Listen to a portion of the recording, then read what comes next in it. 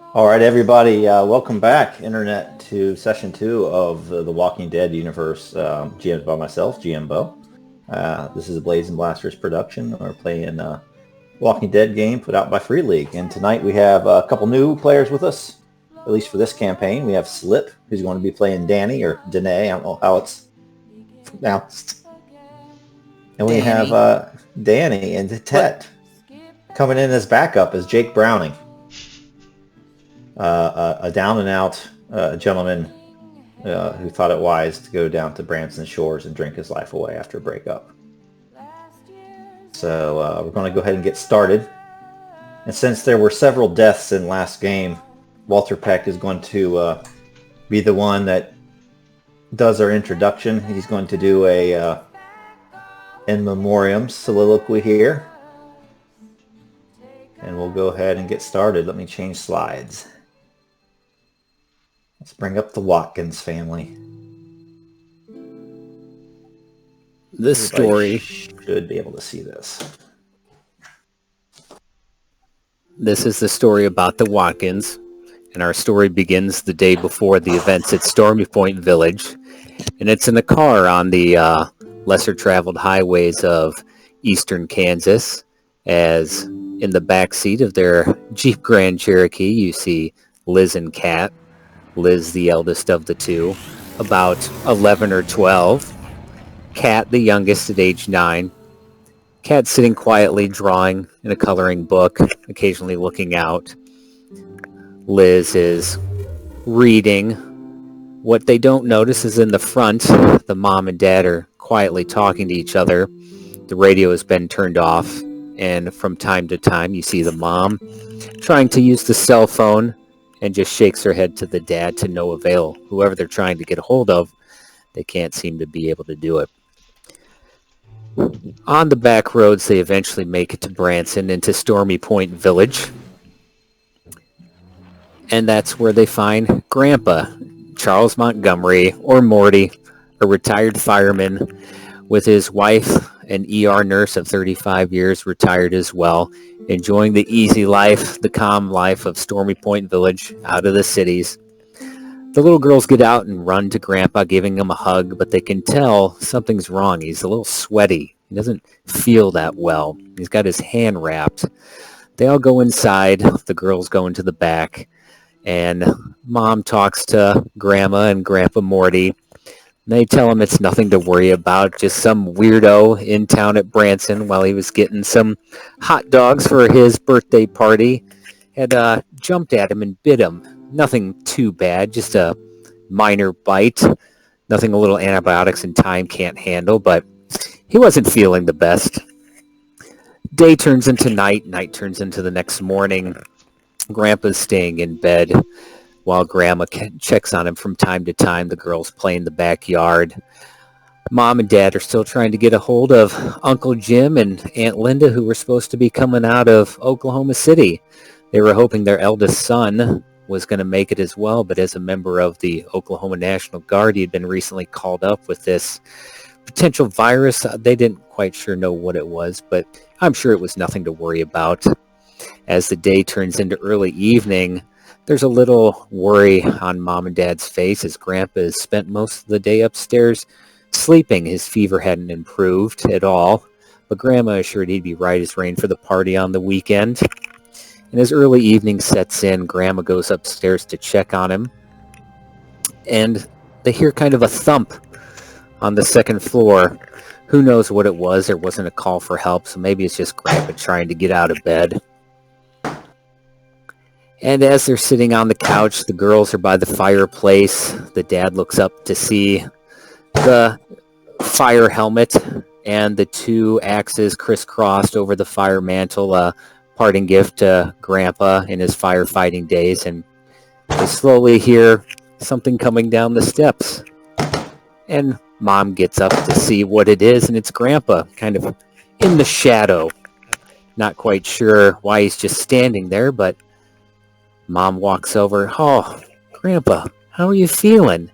And that's when she realizes, though it's too late, something's seriously wrong, as Grandpa lunges towards her, and she does her best to push him off, and Dad jumps up Morty, what are you doing?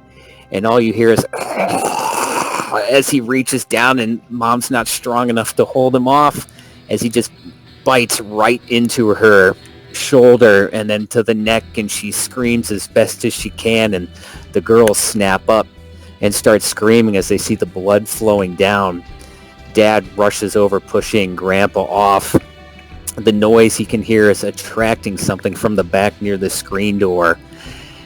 As he looks to his wife, who's bleeding profusely, a look of fear and panic in her eyes as she grabs her throat, Grandpa slowly gets up, walking towards Dad. He backs away. Get away! What's wrong with you, Morty?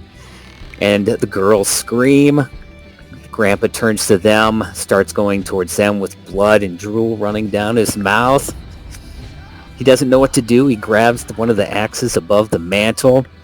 I'm warning you, stop! To no avail, he doesn't stop. He drives the axe into his shoulder and his neck. It tumbles backwards. Girls, we gotta go! Go! Let's go! He grabs them. He grabs the keys. As he turns back, he sees something busting through the screen door. More moaning and odd noises. He comes running through the front. He looks to his left and his right. He sees an S10 down the road by the old lady's house, whose name he could never quite remember. And these things are following him out from the front door. He hits the fob to unlock. The girls jump in, but he drops the key in a panic. And he picks it up, but his hands are slippery from the blood of his dead wife. The things jump on his back. He screams as they start tearing into him, their fingers digging into his back and grabbing a hold of his rib cage, tearing him apart. The girls scream. The last thing he hears is the squealing of tires and headlights getting brighter and brighter. And as he goes black, he doesn't even feel himself getting run over by the S10. Liz and Kat are screaming now, not understanding what's going on. A door opens from the S10. This guy they've never seen before. Get in! Hurry! Now! Do it! They jump in, just responding to an authority figure. He slams the door behind. Buckle up! Be quiet! The little one is gone catatonic, her hands over her ears, just screaming in fear, while the older one watches as the S10 backs up, and now a Hindu, it seems, jumps into the S10. And a Tahoe is suddenly behind. She looks around, frozen in fear, as dozens of these people come walking out and just start walking towards the S10, shambling, almost jogging. The person in the S10, they don't know what he's doing as he starts driving over them and occasionally swerving, trying to get out of Stormy Point. One all of a sudden comes crashing through the windshield, head first, trying to bite at the man's hands. He slams on the brakes. More and more of these things are out and about, blood drawing down their chins, their shirts torn, chunks of their cheeks missing, an eye missing here and there. The girl continues to scream as they try more and more to escape, but more and more of these things have surrounded them. Lastly, all of a sudden they lurch forward and then rock back, and Kat looks in the back as he hears the man in the truck, or in the bed of the truck, fall, and hears, "Oh, you son of a bitch!" And she looks around and looks behind as he comes trying to run to the car, but he gets drugged down, torn apart. She sees an arm get ripped off of him as the things seem to devour him. Kat looks up to the man driving, who only looks in the rearview mirror and then continues flooring it as they make it out of Stormy Point, taking it a right instead of a left to the highway. She hears a pop and a whoosh as steam comes shooting out of the radiator. The car grinds to a halt. He puts it in a drive, accidentally hitting the wipers, and blood smears across the windshield. He tells them both to get out, and the Tahoe behind parks and two men get out. The little girl Liz, is crying, but they puke in the fear of realizing what's going on. And then the older man goes, "Hi, my name is Ben. Now hold hands, we got to get back to the resort. I know it's a lot, just stay with us." And he looks to the man who appears to be some sort of authority-like figure. He has a shotgun. He goes, "Give me that assault rifle now." And that is the Watkins family. And as the light fades on that grisly scene, the camera pans south down south across the peninsula, over peaceful, dark waters of Table Rock Lake, zooming in slowly and slowly towards the clubhouse and bar of Branson Shores Resort, where just moments ago, Danae was disturbed from her revelry. She was maybe having a cocktail or whatever she likes to do to relax, and was about ready to watch an address by the president.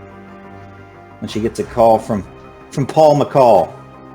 Paul is saying, Danae, we could really use your help at the clubhouse. You know, the bartender seems overwhelmed, but everybody's just seeming to flood in. I guess something's going on up at Stormy Point. A couple of your boys haven't returned back. Bella called earlier asking for help, and I sent them up there. You know, me with arthritis and gout acting up, I didn't think it was the job for me. But I'm here at the bar having a drink, trying to keep an eye on things, Danny. But if you could come up, that'd be great. And, you know, he leaves that voicemail for Danny, hoping that she's going to respond. When also the camera pans down and sees a lone gentleman heading up to the clubhouse. A gentleman by the name of Jake Browning. And Danny and Jake Browning, I'm going to go ahead and let you guys role play your way into this scene. Go ahead, Slip.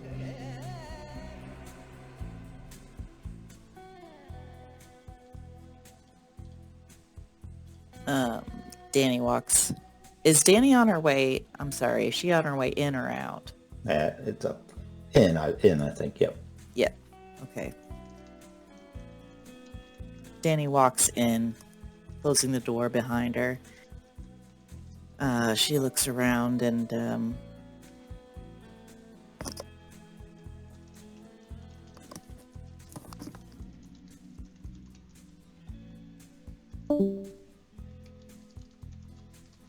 Uh-oh.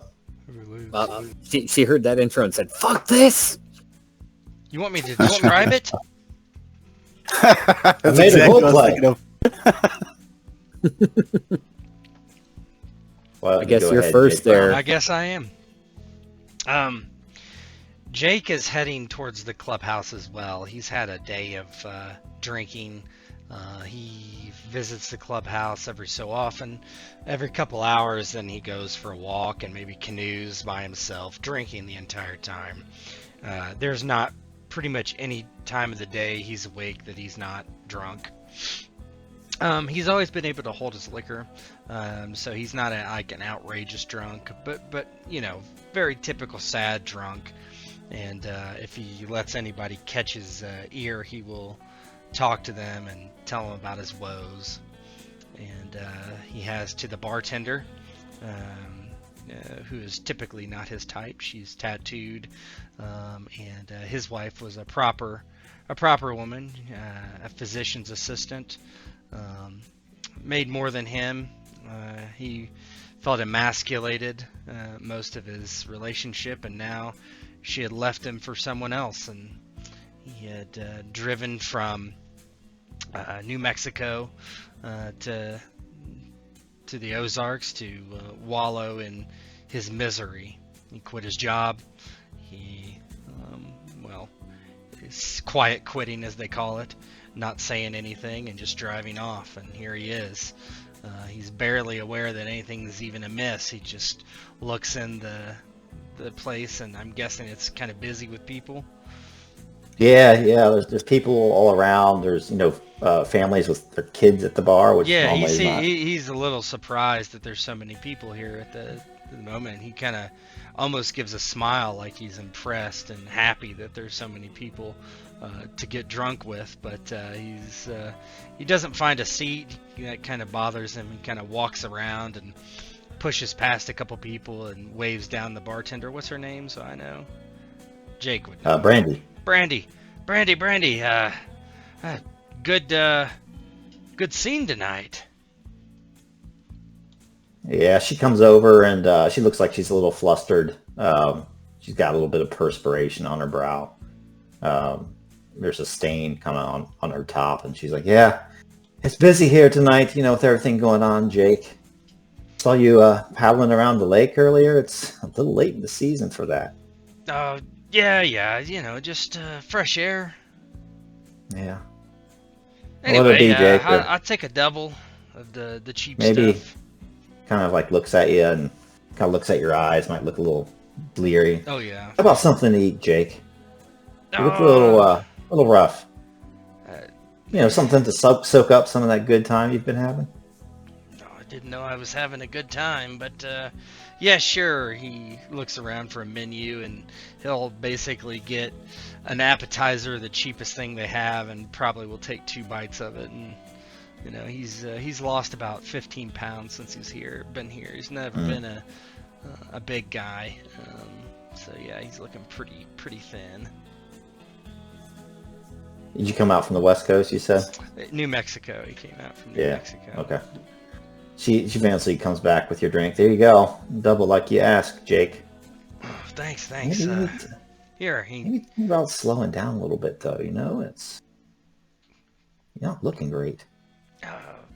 It's fine. I just got some, got a little bit of a stomach issue. Can't eat a lot, It's fine.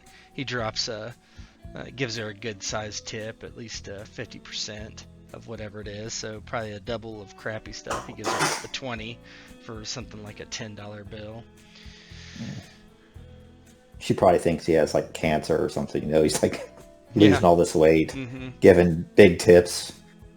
Hell, you don't know how to do that, Jake. Hey, this job gets a little boring dealing with these rednecks that come in all the time. If you have something you want to get off your chest, I'm a professional listener. I think it comes with the bartender card I got after graduating from community college. No, yeah, community college. That's cool. I don't. Right. I don't got anything to talk about really. Just here and just soaking it all in. Is there like a special thing going on right now? Everybody's kind of murmuring around. Yeah, that stuff going on up in St. Louis and in more of the major metropolitan areas. I think you had the right idea, Jake. Whatever's going on in your personal life, your timing wasn't half bad. Seems like every man, woman, and child in the 100-mile radius is coming here to get away from something. Well, I don't know. Well, it can't be all that bad. I just, just get a double and everything will be better, right? And he takes a big gulp of the really crappy whiskey. It's not even whiskey, it's gin. We'll say it's gin. That's what sad people drink. Yeah. Yeah, as you do that, you hear like that kind of emergency broadcast kind of come on, and everybody kind of turns towards the TV, and this kind of a weird hush kind of falls over the bar as the music kind of cuts off. Alert message. And Brandy kind of turns down the jukebox. This warning is for the following area. To what's states going to located happen on the soon. east coast of the United States and there's surrounding an areas. Announcer going over details about It civil is highly unrest in some of contagious the and lethal. major Please stay in your metropolitan homes areas, and and do you not see a panic. blank If you come kinda into Oval contact with a Office, sick individual, please call the Jake. Centers for Disease And Control immediately and very quarantine soon, like after 30 individuals seconds who of that present blank symptoms. Oval Office, like Symptoms 5 or 6 include but are not limited to men seizures, in uniform kind convulsing, of file into the cold Oval skin, Office, and you see a sweating, very anger, tired violent outbursts, and worn out extreme looking hunger and bleeding from the Barack Obama kind of entered the office. And I'm going to go ahead and just show you this thing from the last game. Presidential address. Show players. So click on that presidential address. There'll be a little video of Barack there talking.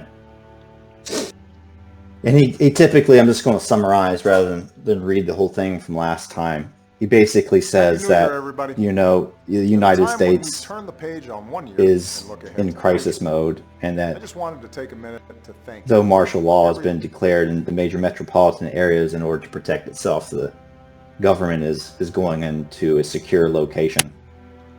and will reemerge after this crisis is over. He gives typical platitudes, saying that he has every hope and belief that the United States will overcome this challenge, but it will take time and sacrifice for all Americans.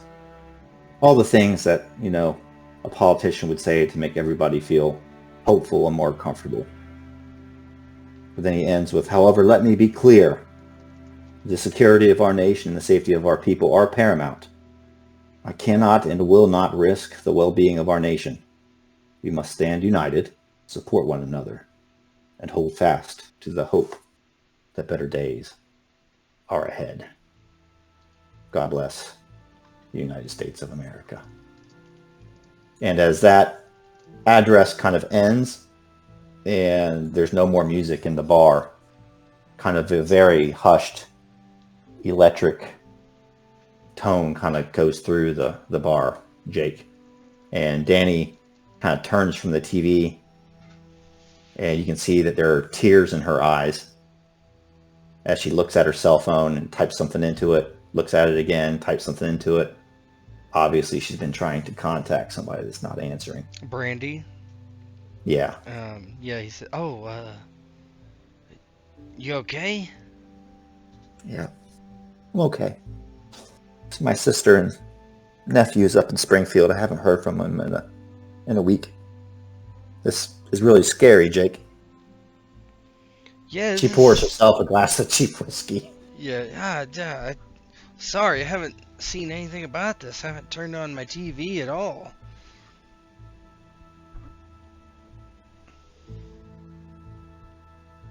Well, I don't know where you've been living over the last 7 days, but it ain't good.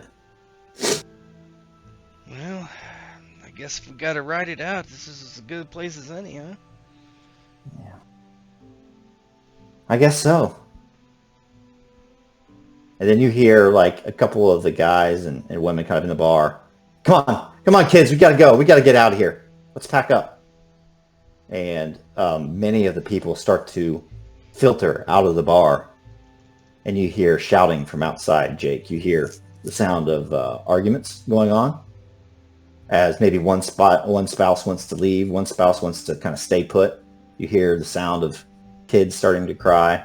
You hear the sound of motorcycles being fired up and cars and pickup trucks and even service vehicles.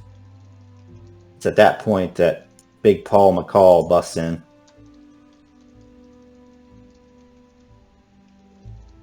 God damn it! He kind of busts into the place. Danny, where are you? Brandy kind of pulls himself up to the bar next to Jake, his kind of belly hanging over the edge of the bar as he kind of pushes his heft over the table there, kind of looking down in the bar as if he expects to find Danny Wells hiding somewhere back there. God damn it, Danny, where are you? Brandy, have you seen Danny? Hey, Jake, how you doing? Drink a little too much, Jake? Never mind. Hey, Brandy, have you seen Danny?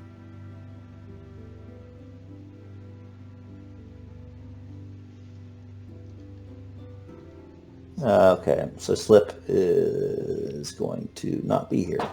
Yeah, sure. Her internet is completely out. She's in. Well, I know where she's at in her life, and makes sense. Zombie apocalypse. Okay. Yeah, so Big Paul kind of doesn't see Danny back there anywhere. And say, shit, I'm not cut out of this. Getting too old for this. Gout's acting up. Bella wanted help up at Stormy Point, and we sent who's the worker there? Ben? Yeah, he says that they sent Ben up there to help, but they haven't heard back. My hook for the whole session was Danny, and she ain't here. So I'm trying to think. We can take a few minutes if you need it. Yeah. See if she can get back on, maybe, if we're lucky. Yeah, let's pause it for a second. Yeah, okay.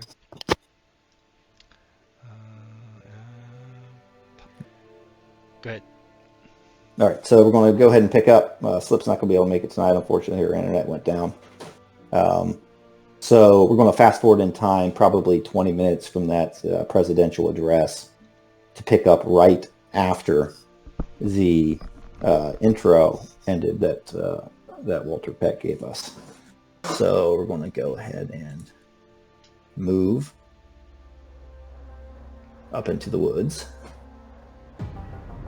just outside of Stormy Point, not too far from where the player characters, Connor, Bill Baker, Ben Morton, were at last session. Pull that up. All right. Let me grab the girls here and let you guys take it away. So you guys are heading, out of that development, right? Kind of back the way you came. And every once in a while, you guys pass cars even. And the cars don't stop for you, and they head into the subdivision. You hear screeching tires and then just screaming. So take it away.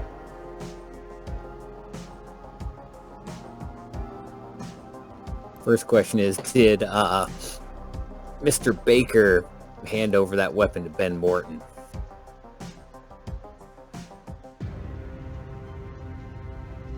Or not Baker, sorry. Yeah, that was Connor. No, the AK. The what was it? The AR, right? Mm-hmm. Yeah, he would hand him that weapon because he's defenseless for sure. Yeah, I'll put it on the old sheet here, but he kind of takes it, and you probably notice he knows how to hold it. You're professional enough to know he knows what he's doing with it, and with his right hand, he's got the pistol grip, and on the right hand, he's kind of holding the eldest Kat's hand, and then Liz is holding on to Kat's other hand. And he looks at Connor and goes, "Look, I know these roads. I've been here for a year. As long as we stay off to the side, don't get run over by these psychopaths. We should be able to get back there in about 15 minutes or so. We can cut through the woods instead of sloping around." Connor will kind of be looking around. You know it better than I do, so go ahead and take that lead. I'll follow. All right, let's go. And You with us, Baker? Baker's in the back, checking out his items, his supplies, everything. Making sure he's got everything in his pockets. Yeah, I'm with you. Just another Saturday, right, gentlemen? Are you fucking crazy? I might need some of what you're taking.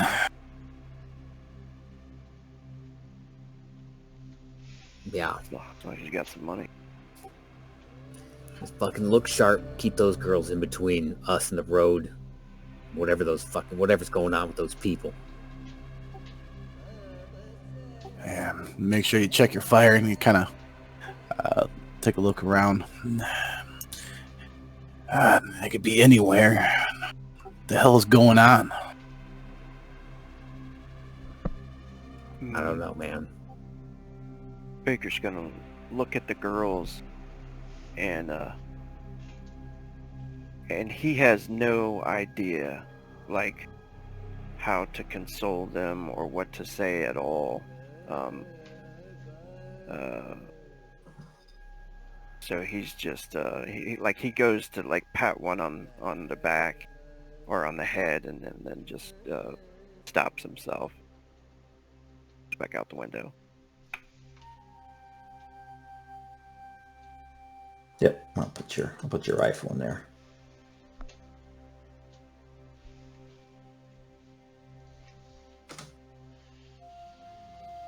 Assault rifle, right? Yep.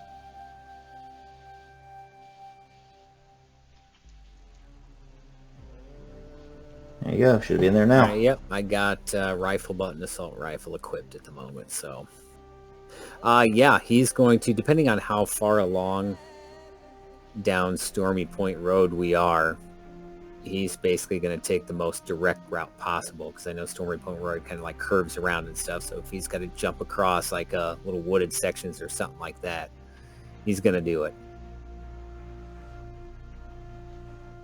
You do, and you hear, the sound of death, destruction, and sadness behind you as the night deepens and the sky opens up and it starts to rain, of course, because it's what it does. And as you guys pick your way through the woods, the little girls start to cry a little bit. They do their best to stifle it. Not because they're scared, but because they're in the company of people that they're not familiar with. And they do not want to be a nuisance. They have the feeling that something very, very bad is happening, and that intuition that little kids only have when they know that their life could be in danger. And so you can hear kind of that broken breathing and sniffle and a little whimper every once in a while, Ben, as they follow you the best they can, but they don't do anything that's going to attract attention. Periodically. Instead, though, why don't the three of you guys all roll scout?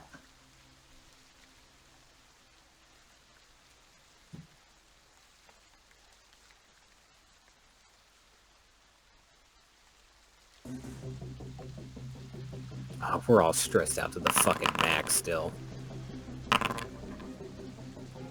Nothing. So you guys are heading through a thicket of brambles. You're about to just plunge into the other side when you hear somebody go, "Stop! Don't take another step! There's some of them out there!" And as you turn around, you see a woman kind of laying prone on the ground. And she even grabs towards your ankle, Ben. "Ben! It's me! Bella!" And you know Bella. She is the granddaughter of the founder of Stormy Point, Bella Storm. And she has her little, her keys with her, and she has what looks to be a walkie-talkie in her right hand. He freezes kind of instinctively and takes a knee kind of by her. He goes, Where are they? How many? She just points ahead, and there's this little gaggle of probably 6 to 10 walkers, kind of half in the woods, kind of half on the road. And even as they say that, Bill, you're the first to see it. You see some headlights kind of going around the corner, and you hear a car come to a screeching stop, and you hear a man's voice like, "Get out of the way! We're trying to get the fuck out of here, man! Get the fuck out of the way!"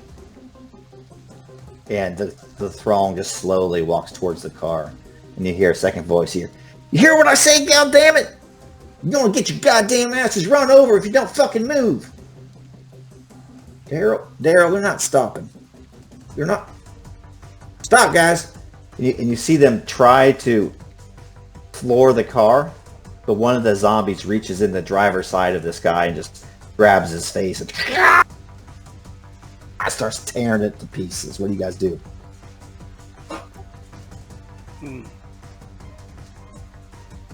They're at the car right now, getting ripped up. Yep, and your threat level is 1. So they're around, they're good distance from you. They could notice you, but they're a good distance away. They don't know you're there yet. Connor's gonna grit like the mother hen, the chicks there, the kids, and start trying to move them along, afraid that they might make a sound. And he's gonna look at both Ben and Bill there and say, "We gotta keep fucking moving, man. We can't do nothing with them." Yeah, Ben, as much as he wants to intervene, seeing what's going on, they're already dead who's in the car, at least one of them, based on what he's hearing and seeing. He picks up the little one, Liz, and he looks to Bella. He goes, "Get up. Now's her chance. Let's be quiet. Go, go, go. Come on." Yeah, she stands up, and you can hear her kind of thumb over her the receiver on her walkie-talkie. Danny, pick up, Danny. Fuck. Obviously not getting anything from Danny. She kind of puts the walkie-talkie back into her waistband and follows Ben, nodding silently.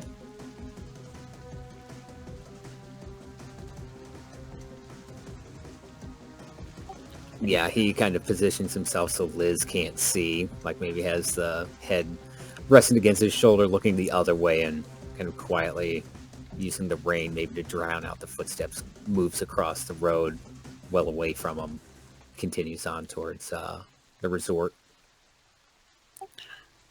Yeah, Connor would follow. Connor would take upon himself to take the rear guard there, and every once in a while stand off and watch to make sure that none of them got spotted and they're not being followed by the horde that he saw. And then he would continue, catch up and move on with them.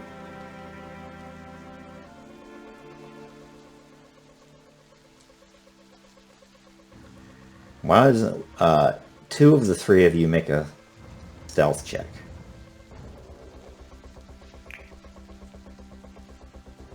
I can do it. I can give it a shot. I mean, Yeah, I'll he's do got it. the highest agility and stuff. I think I do. I'll try. There's two of us, right? I got 4 agility ones. I got two stealth, but I'm stressed to the max there. There's one success.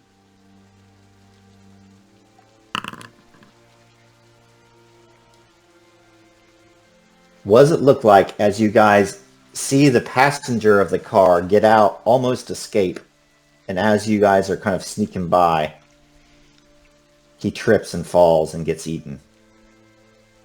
Bill Baker, describe it to me. Well, Bill is not protecting the kids. He's staying away from them because they're loud and they're crying. And he's not going to let them blow his cover, right? So he's probably not covering the back. So he starts to move up ahead and trying to get out of there as fast as possible. So he starts moving ahead with his pistol in hand, and he kind of looks back towards the others. And I guess Morton is covering the rear, making sure the kids are all right. And when he looks back, he sees the other guy start to run away from the vehicle, and the guy sees them at the last moment and goes to shout for help. But one of the zombies just takes him down. Then another one hits him from the other side, and he crumples over the top of both of them. As the whole group starts to chew into him.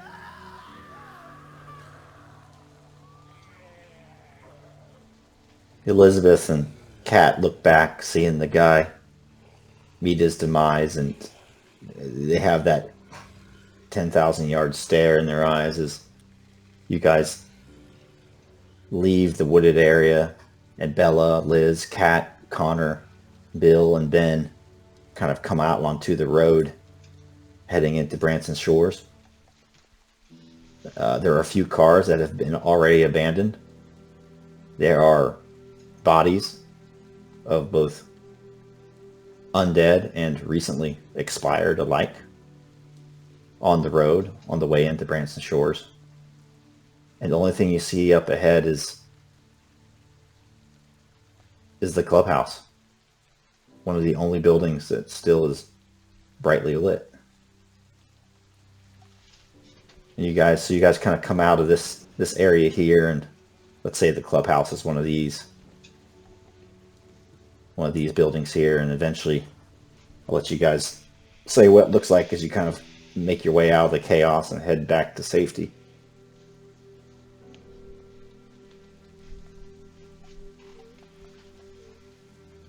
Ben kind of whispers to Liz. He's like, "You're doing a great job. We're almost there. We'll get you out there. We'll get you some hot chocolate, get you something to eat, let you relax. We're almost there. We're almost somewhere safe. Let's go." He kind of looks down to Kat. He's like, "Come on, be strong for your sister. We're almost there. We're just a little bit away from the clubhouse."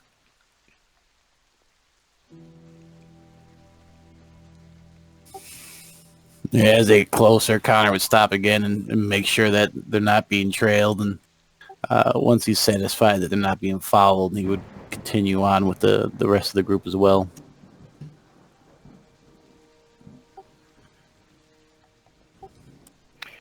Bill looks back at the others. "We need to steal us a car. Get the hell out of here." Did you see what those things did to the car, man? We can't drive through them all. We have to let this thin out before we try to do anything. But we're also sitting ducks here.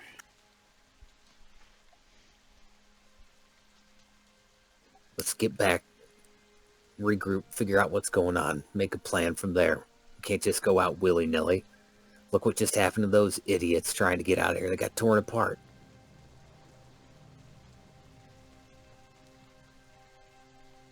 Yeah, but those were idiots. They're not smart like us.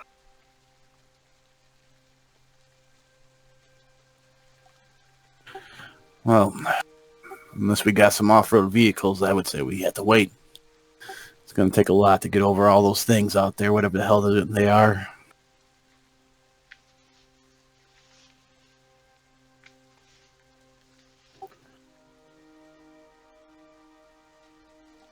I got a truck, but I ain't using it right now. It's going to stay right here.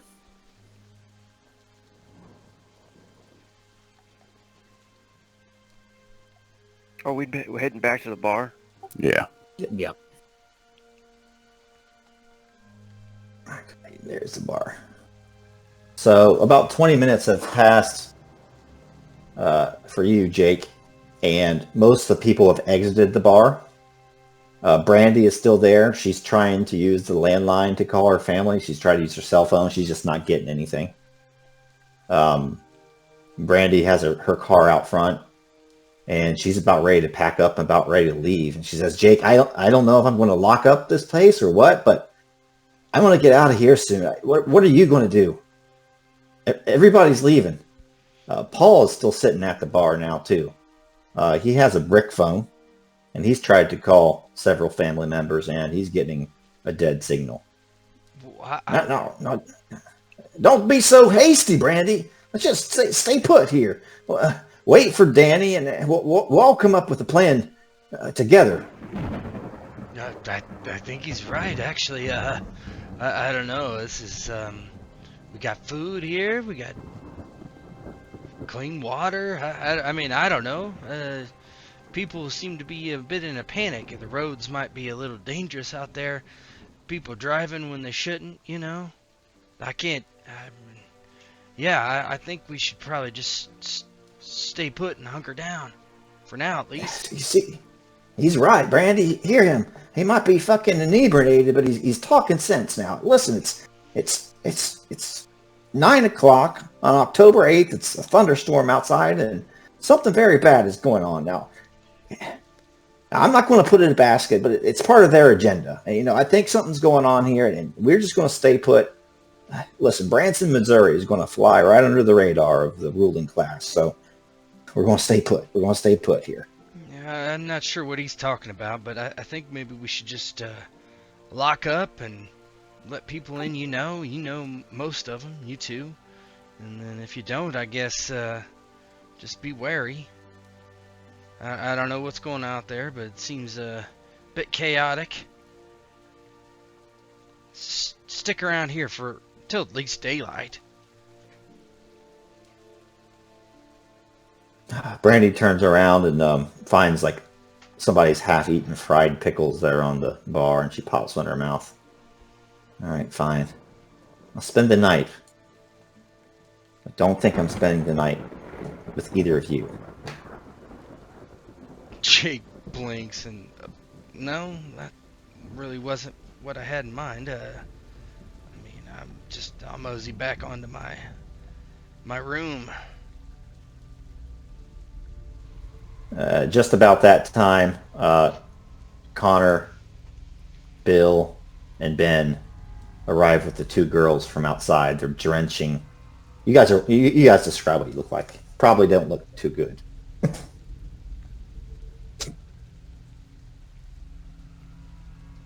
Yeah, covered in gore. Bill comes in. A lot of blood on his jacket, guts, and jean jacket. Also, just sweat dripping from his brow. They've been going through the woods for a while too, so they're just hot, stressed out. he comes in with his pistol still in his hand because he's still in. He looks wired, totally. I mean, and he is too. He's on whatever he has in the pocket, as well as, you know, just surviving that. Comes in with a gun in his hand, looking around, wide-eyed. Whoa, whoa, whoa! What's Yeah. What's Yeah. Paul turns around to, oh, hey!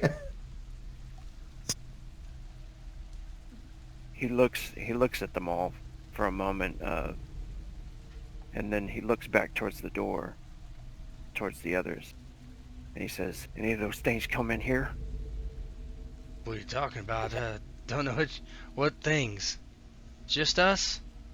Most people been filing out of here.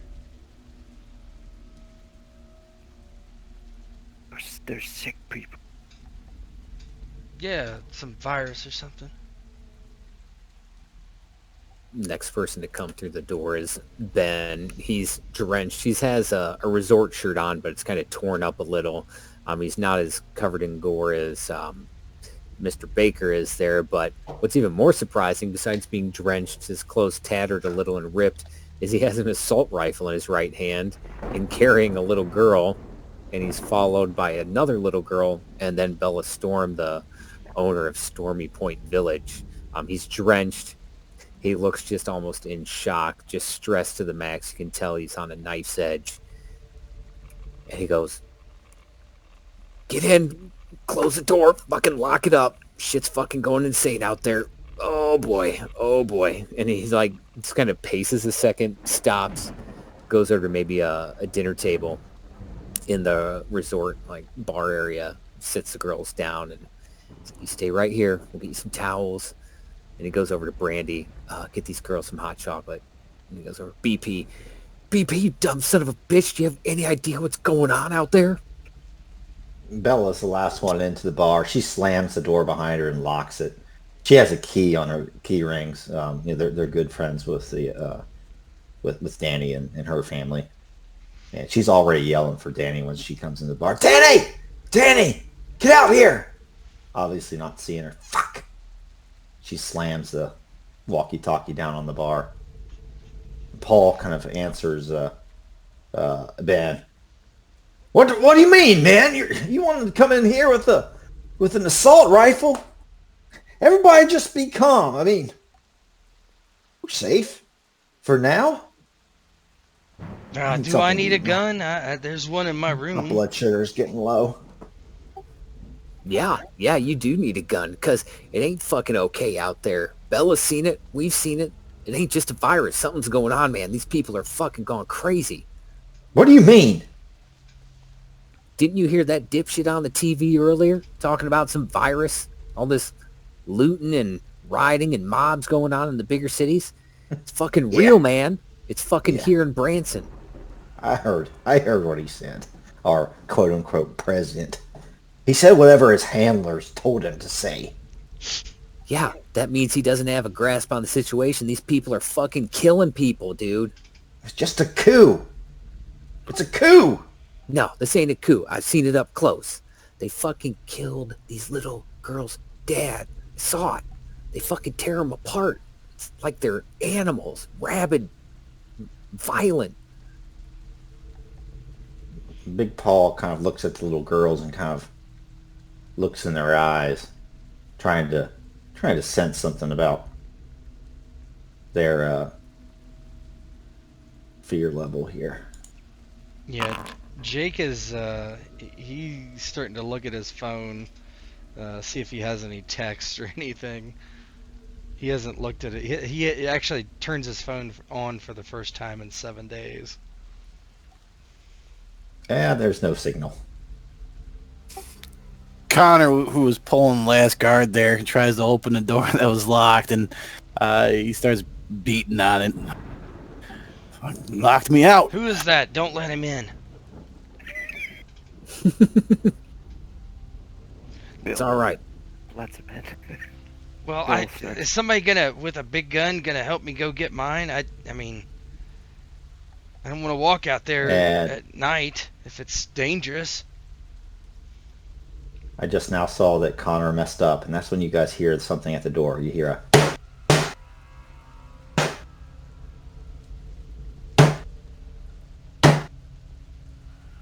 What is? Is there any opaque glass, or is it anything you can like peek through to see what's on the other side? Yeah, there are like blinds that could look outside. They're closed right now though, because of the rain and thunderstorm. Well, we probably should let him in. No, wait. Paul goes, "We need all the help we can get. Let the poor bastard in." He starts walking towards the door. Yeah, I'm gonna physically stop him. He gets like right in his face. He's like, "Listen to me, you dumb fuck. For 4 seconds, I was running them over, and it didn't phase them. Wait." Yeah, Connor would rack his shotgun. The next person steps towards his door is getting shot. Then we're all leaving you here to get you. Oh, Brandy holds her hands up. All right, sir, Jake. Don't do anything stupid. I know you got cancer and all, but this isn't the time to die. I don't have cancer. He kind of looks at him like, huh? Yeah, Ben, he's got the safety off on the AR. He's gonna like slowly, quietly walk up to the blinds and maybe do his best to peek through. All right, let me roll on a table to see what you see out here. This is somebody that used to be a gangster. They have their nose and lips bitten off. So you see... Too early for that. You see somebody that's fresh. Fresh nose and lips bit off. Blood streaming down their face. But the eyes kind of this milky white. And, this dude with his pants down around his ass and, he's got maybe a Lakers jersey on or something. Real low class. Yeah. Is that T-Bone? Connor would maybe you know him. Maybe you know him. T-Bone. Do you know him? Yeah, sure. Okay, yeah, it's T-Bone. Connor T-Bone the Walker. would look at Ben. How many are there? Just the one? Just the one. Yeah, Yeah, the one. he looks and he just puts up his index finger one, and he looks at He's a everybody different else, type of gangster. and he puts his finger to his lips, and he's like, and shakes his head like, "Be quiet." Fuck that. Let that one in before he draws more, and we'll just take him out real fast. No gunshots. Okay. He looks at Browning. "You're unarmed. Open the door." And Ben's gonna back way up by the girls. He looks at Connor. "Go ahead, lawman." Yeah. Then he looks at the girls. Perhaps take them into the kitchen. We don't want them screaming. "Come on, girls. Let's go. Let's go in the back. Get you some of that hot cocoa. Brandy, come on." Everybody else, we're gonna beat this thing to a pulp. And he takes his puts his shotgun on safety, so he can use it as a weapon. I mean, I used to run. I ran cross country in college, but can't say I'm much of a fighter. I mean, Just don't let them get to you.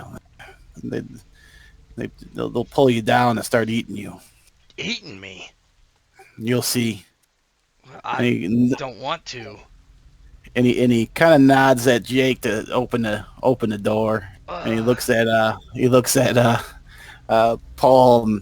Paul, you stay back. I'll stay back. And then he'll look at him. Let me see if he has a gun. No, he doesn't. His knife. Yeah, he has a little like a little lock blade knife. He gets that out. Like he's tough. I do have a gun, but I probably don't have it on me, so. Yeah. That was what I was gonna put in my mouth later. He'll look at Paul. Paul, you ready to help? Are you ready to beat this thing down? Why are you asking me? You have some able-bodied men here. You look at Bill. Bill. Yeah, Bill's gonna pick up a bar stool. He'll put his gun up. Paul's thing is does the bare minimum. So. Yeah. Is there a knife around here, Brandy? I mean, I guess. Just open the door and back up. Yeah. Brandy gives you the knife that they used to cut limes, right? Yeah. He grabs She hands it it and to you. Oh, okay. All right. Well, I'm gonna open the door and then I'm gonna run backwards. So, and he goes up there, unlocks it, and then hits pushes down on, I don't know, is it a turn knob? Is it a pusher? What is it? Yeah, it's a turn knob. Yeah, he turns it and then backpedals very quickly away. As we You let have a knife T-Bone in your inventory now, or you should. Yeah, Ben's at the, like maybe the swing gate or door between the kitchen and the main bar area with his AR. He's just sitting back waiting to see what the hell's going to happen. Bill's got a bar stool. I don't know if I need to do anything different. Go for it. Yeah, Connor's got his shotgun butt ready as it comes stumbling in, as T-Bone comes struggling in. All right. Poor T-Bone. Do your roll.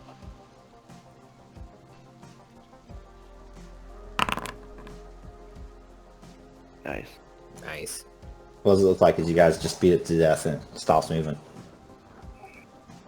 Yeah, once it hits the ground, it's just Connor's not going to stop until it's for sure. He's just going to keep beating the damn thing in the head until it's messy, right?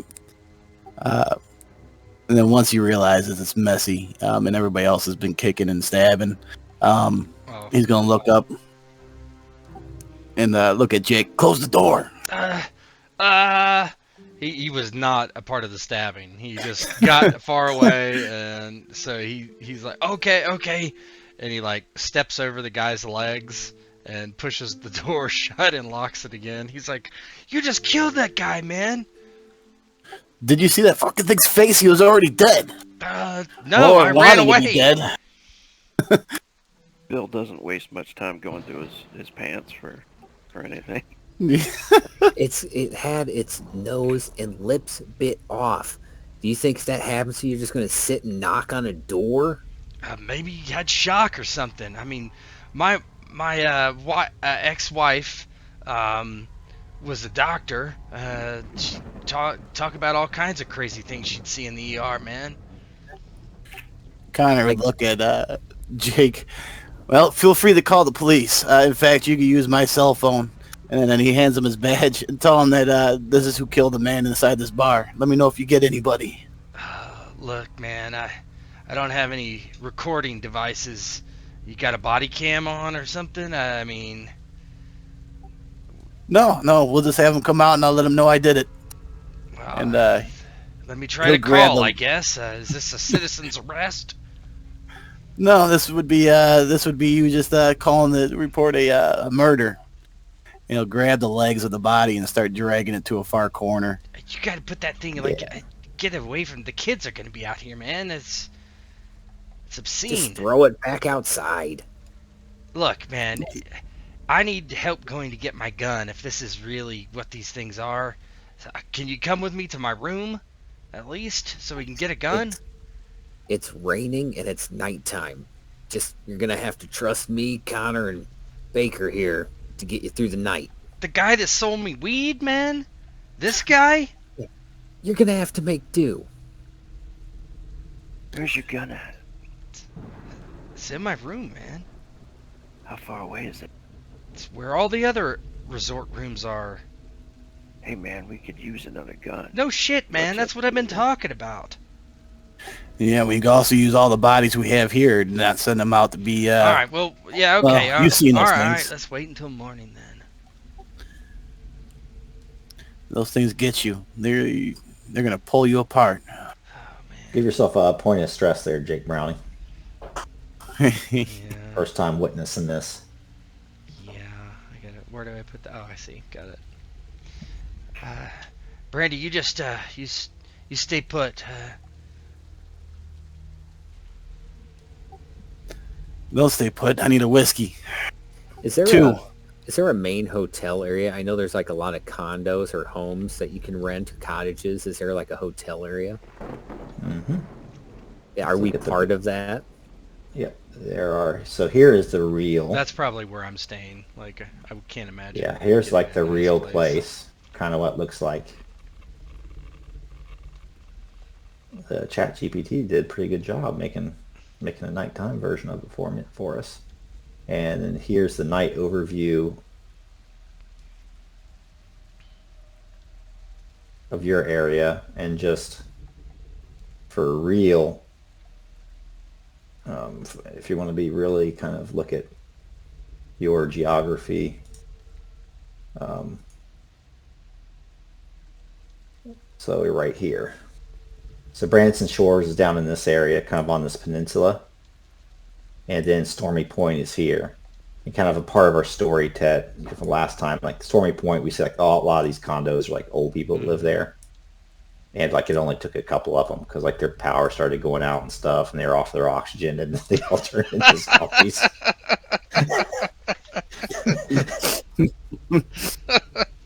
So yeah, so there are like yes. Okay, so yes, there's a hotel, but it's answer your separate than question. Branson Resorts, and it's just a little bit north of us based on this map.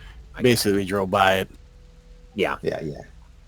Is this Sure, over yeah. here? Right. That's the hotel right there. That's where I'm staying. All right. Yeah. Yeah, you're staying in the hotel. Uh, Can't imagine how many are in there. Yeah, I mean, yeah, it's pretty full. I don't even know how.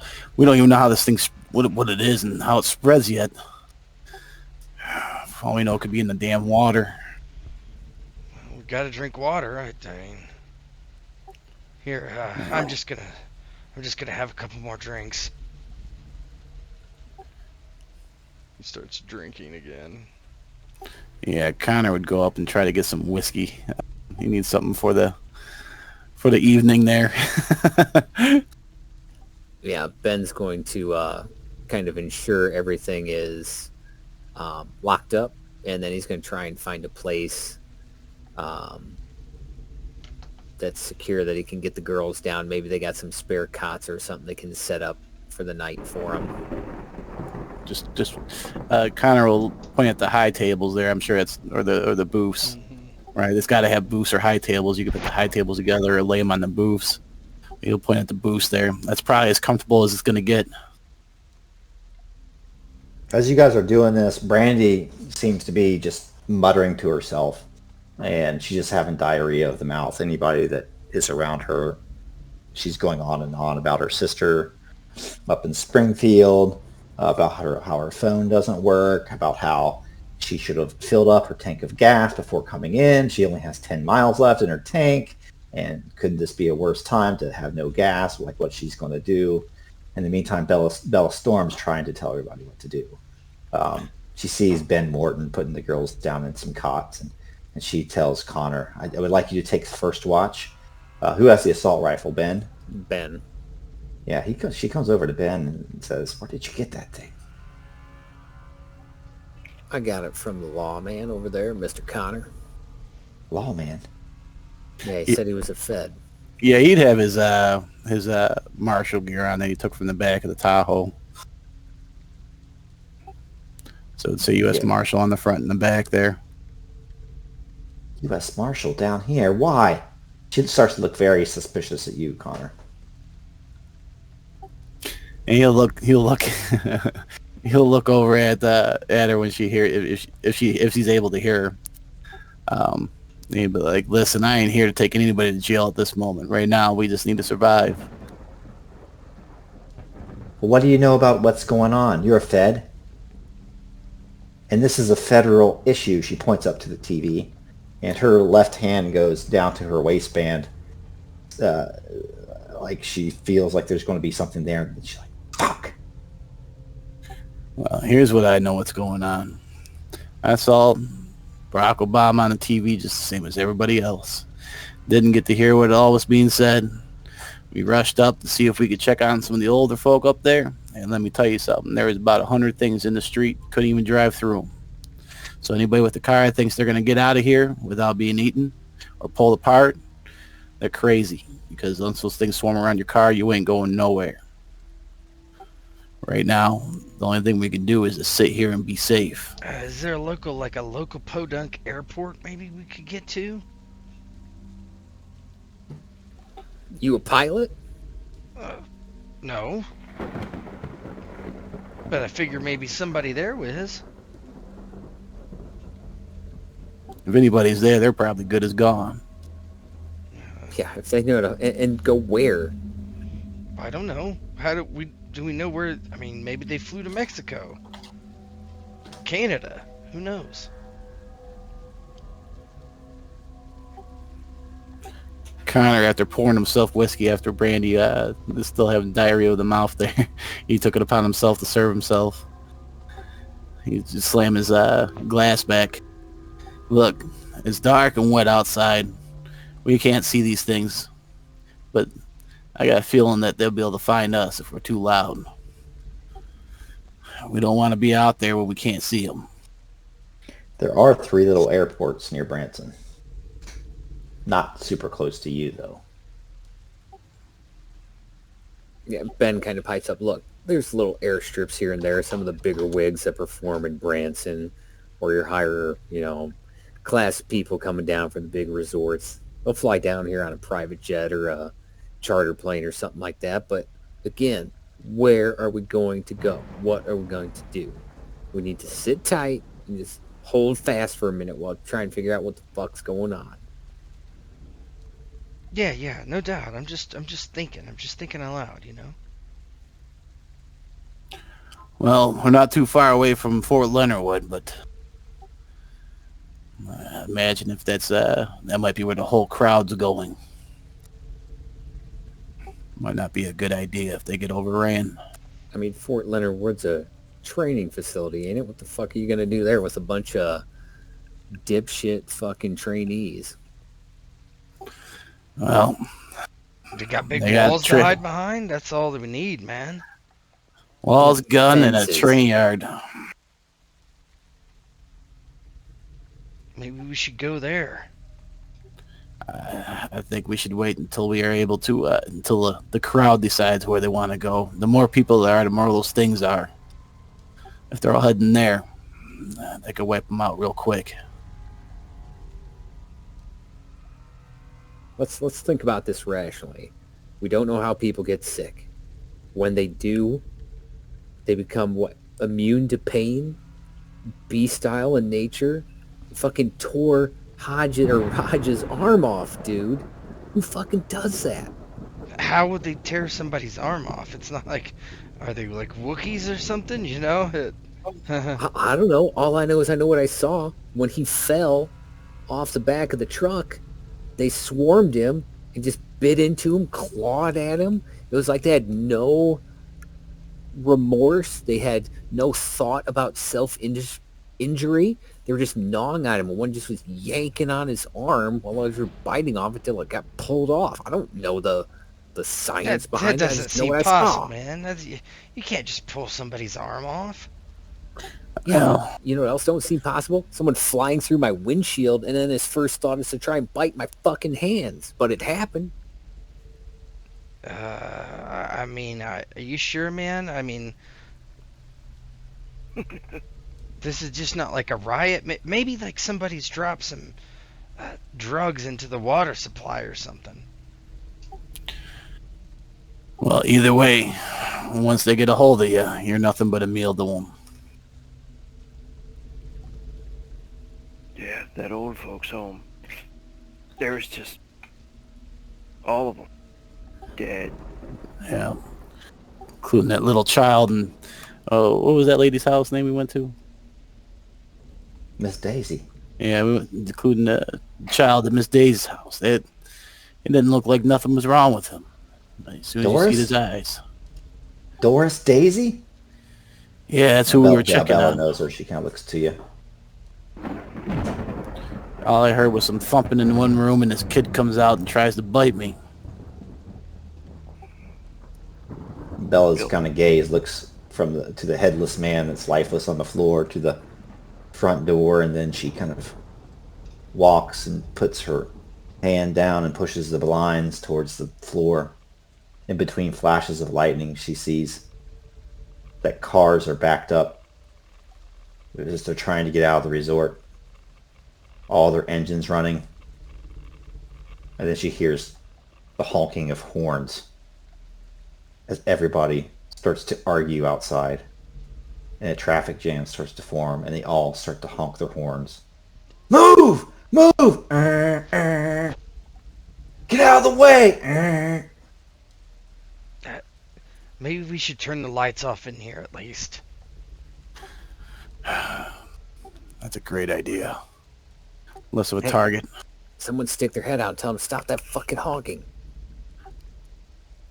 Nah, we need to pretend like we're not even here. The only one thing I worry about is if those people that are backed up decide to come back, then, I'm sure they can come in here and stay with us, but what if there's just too many of them? What if... Door's locked. They can go back to their cottages and rooms. What if they break in? That door ain't gonna hold back 2 people kicking at it.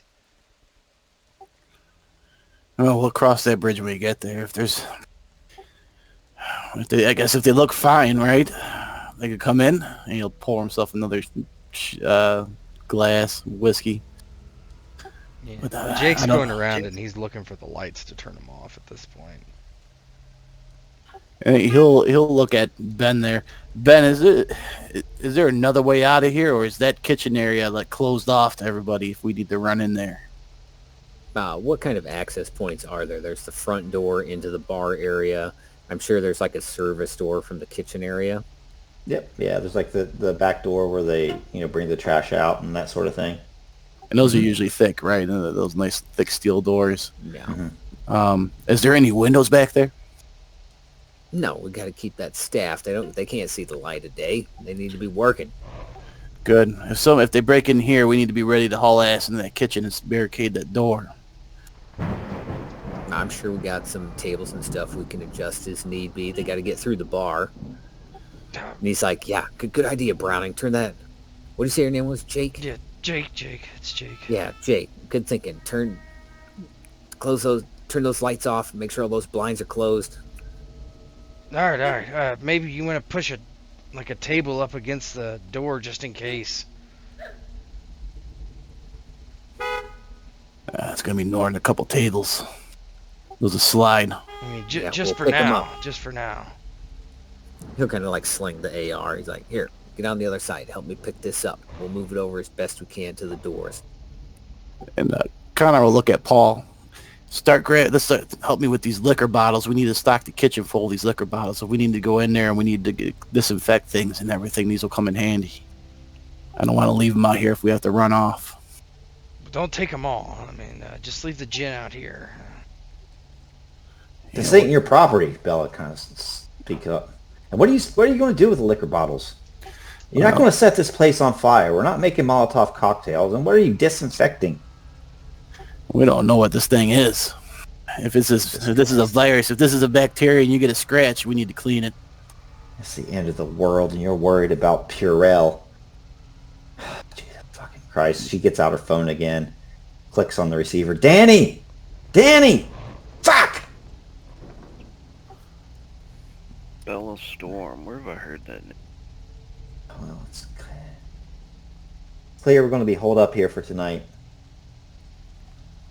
And who wants to go out and tell these assholes to stop honking their horns? Feel free. And Connor will grab a bunch of bottles and start walking towards the kitchen. Well, it is. You are one of the co-owners of this area, along with Danny, so probably your jurisdiction because I'm off duty. I clocked out a while ago. Yeah, and yelling at local seems like a local police matter. And when he says that, he'll kind of stop. That fucking cop took them to the hospital, didn't he? And he'll look at Ben. Yeah, he took him down to the hospital, get Grover treated. Fuck, he probably didn't even make it. We'll worry about that later. And he kind of looks to Jake. He's like, yeah, you're talking about ripping off arms? They ripped his kneecap off, dude, and started chewing on it. I don't know, man. Maybe I'm thinking that maybe somebody put like psilocybin in the water supply or something. Yeah, I don't well, even know what that is, and it still sounds ridiculous.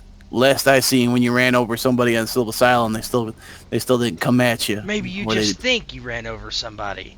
Maybe you guys are just so fucking high you don't know. There's a bone sticking out of the radiator of the S10. You tell me. Well, I don't see your S10 anywhere. That guy, maybe I'm high too.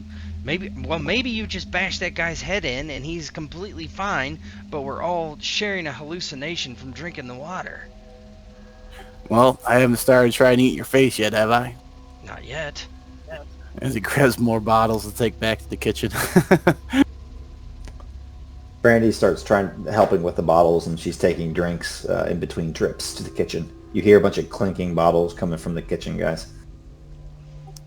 And while they're back, they're kind of point to Brandy. Hey, can you fill those sinks and plug it? We might need some fresh water here. We'll pour some of this 151 or Everclear in there. Disinfected.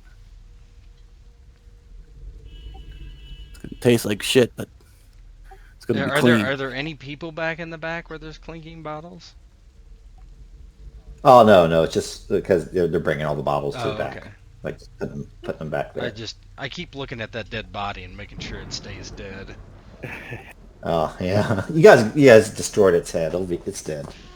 I think Bill, after he crushes that up in North's bar, he goes over to the payphone again and then tries to make a phone call, realizes the line's dead, and then he keeps going back over from the phone to the bar, back to look out the blinds, make sure nobody's coming up towards the door.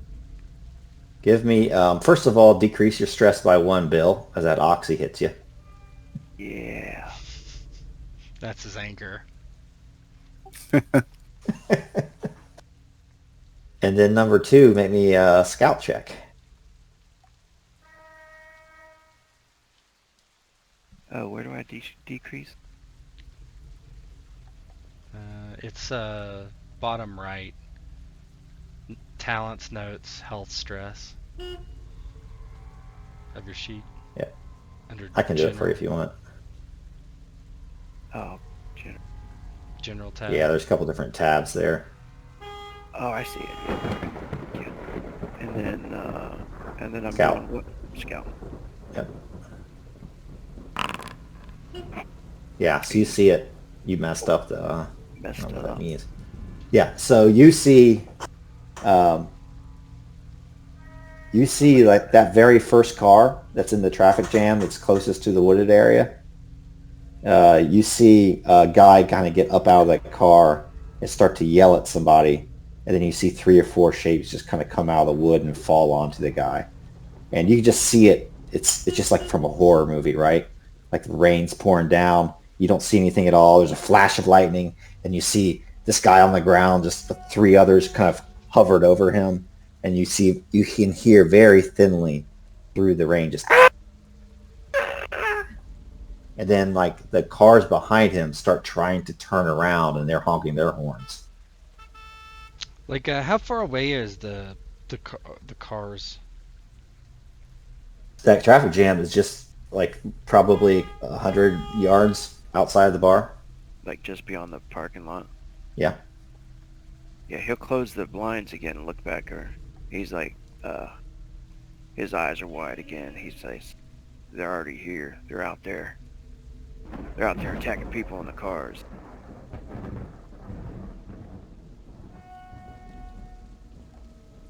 And just narratively, like Elizabeth and Kat are like looking through the blinds now. Their eyes just wide as saucers. No, they're and not allowed by there. You can scoop them up, but just narratively, they see that there are families starting to get out of their cars, and a couple of them get, they fall or something because it's a horror movie, and bad things happen to them, including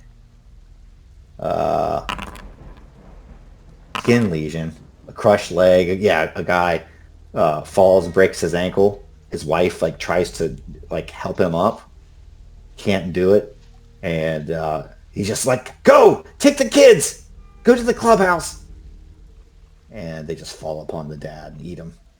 And you guys can see that many of these families are starting to run towards the clubhouse.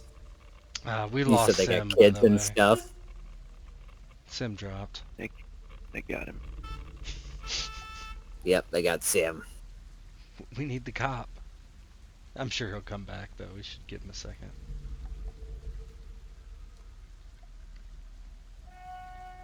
$1D36. How does that work? There's a table in the book Hmm. that just gives examples of what's happened. Yeah, I think it'd be like a 2d6 or something, but they just put them all on the table.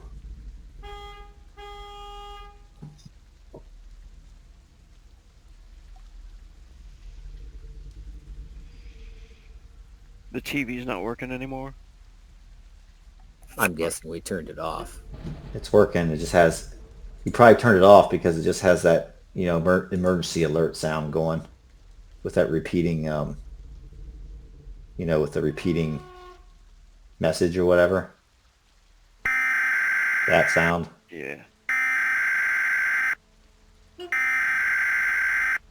We'll wait for Sim, but if Ben sees like families and stuff, and, like kids getting out running towards the clubhouse, we'll wait for Sim to get back before I do something. This is an emergency alert message. This is not a test. This warning is for the following area. States located on the east coast of the United States and surrounding areas. A viral outbreak has occurred. It is highly contagious and lethal. Please stay in your homes and do not panic. If you come into contact with a sick individual, please call the Centers for Disease Control immediately and quarantine individuals who present symptoms. Symptoms include but are not limited to seizures, convulsing, cold skin, sweating, anger, violent outbursts, extreme hunger and bleeding from the eyes, nose, mouth and ears. This is not a test. I can't remember if during the last game did we realize what he did to get us out of there. I don't know. He's That's slammed kind on of the brake. depending if your character would know. Criminal might know. I can't remember. If we It realized seems you would probably This is feel an like he emergency wasn't being alert too message. careful not to This rock is Raj not out a of the test. car. This warning is for the following area. States located on Yeah. the east coast of the United I'll have to States look and back. surrounding areas. A viral outbreak has occurred. It is highly contagious and lethal. Please stay in your homes and do not panic. If you come Sam. into contact with a sick individual, please call the Centers for Disease Control Stop the immediately zombie and quarantine EAS. individuals who present symptoms. Symptoms include but are not limited. Brandy turns off the TV. That alert's still playing. Nothing else. Oh, man. There's a killer Jeopardy going on. Ken Jennings. 2002 was probably about Ken Jennings, wasn't it? Good question.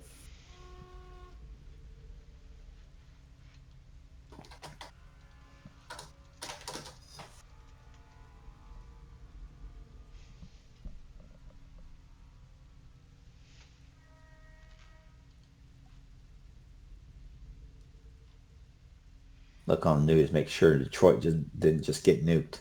It was before. 2004.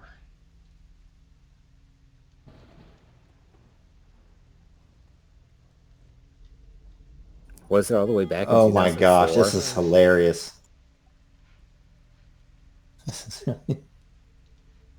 What's hilarious? Look on People Turtle. dropping. Somebody else dropped too? Look on No, look on Turtle.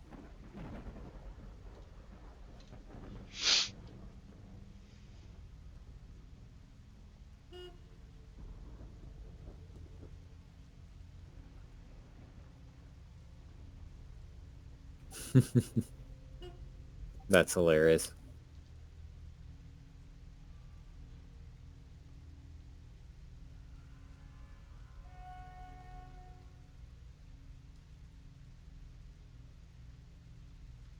No cell, Sim? Oh no, it's weird. I would think that he would. Is it something I said to him? Probably. Okay, I'm recording. Go. All right. Who was up? What was happening? I forget. We were... Yeah, so it's like a bunch of dominoes, right? So like Yeah, the they're first coming back car this gets way. attacked. Yeah, now people are starting to come back. Yeah. I told you they're coming back. Is it like how far away are like women and children or everybody or like running? It's everybody. But there are a lot of guys there, like on our fishing trips. Like it's in October, right? So a bunch of dudes too. There's not that many families. Most of the families there probably are relatively local or from Springfield or even up towards St. Louis, and probably came here to get away from everything since it's off season.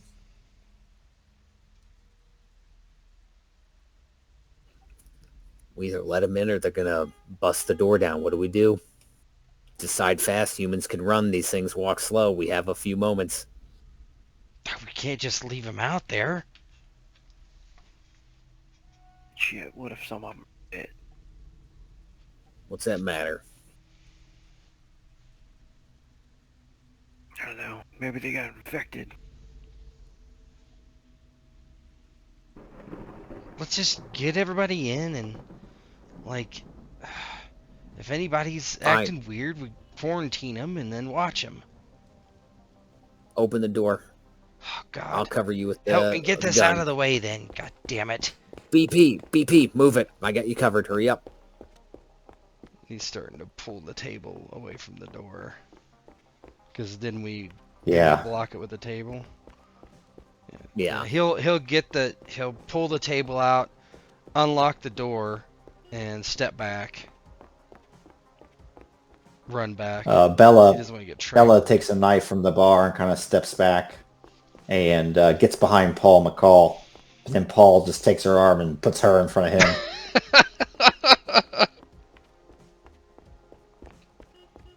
Bill pull out his pistol again and you start to hear screaming as you guys start to kind of open the door and all the people start to run towards you guys. What are you going to do? Yeah, as the door gets open, he waves them in. Get in. Gather in here. Gather in the bar room. And sit down, be quiet. Hurry. No time. You hear screaming and the second and third and fourth car, zombies kind of come out of the woods and fall upon them. One of them in particular, I love doing this, who is a journalist. No big loss. With an eye eaten by birds. What? A little bit too early in the a journalist maybe that you guys know, or maybe Ben knows. Maybe he just covers the local high school sports or something. He's well known to the community. You see him kind of come out of the woods and fall onto this third car and grab one of his former students. He's a journalism teacher. And he's like, Mr. Burns! No, Mr. Burns! Takes him out, and then 15 of the survivors all kind of run into the bar. They're all out of breath, and they're completely soaking wet. A couple people are just hysterical. There's some kids crying and that sort of thing. And you guys shut the door. Bella Storm kind of throws her weight behind the door and says, bolt it shut! Paul! Jake! Grab that chair and scoot it over here again! Yeah, Jake starts pushing the table across the door again. Everybody be quiet! Yeah, Ben will walk amongst them and just be like, shh, quiet. Don't attract them. Be quiet. The horns attracted them. Be quiet. None of you motherfuckers are scratched or bit or anything, are you? Yeah, Ben's doing the same thing, maybe a little more calm. Like, is anybody hurt? Does anybody have any injuries?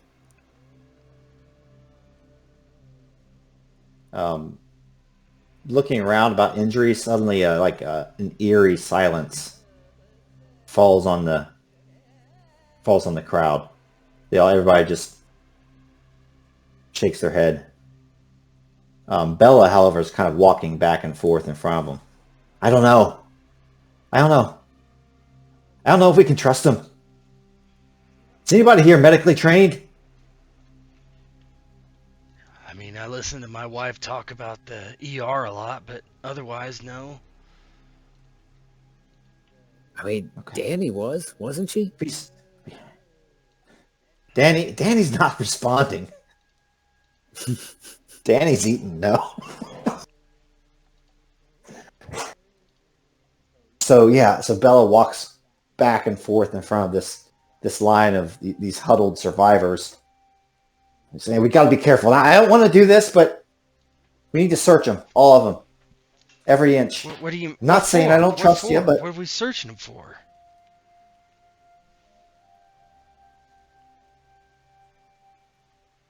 signs of illness. What about you? Are you gonna like? Are we gonna? How would you even know if they're sick anyway? That's why I asked if anybody was medically trained. Well, no one is. So. Wait, isn't Brandy in nursing school? Is she? She might be. I thought that's what. Nursing student. She is. Yeah, she probably would have told that to Jake. He's like, student. "Oh, Brandy. Nursing student on the weekends. Brandy goes to nursing school. I mean,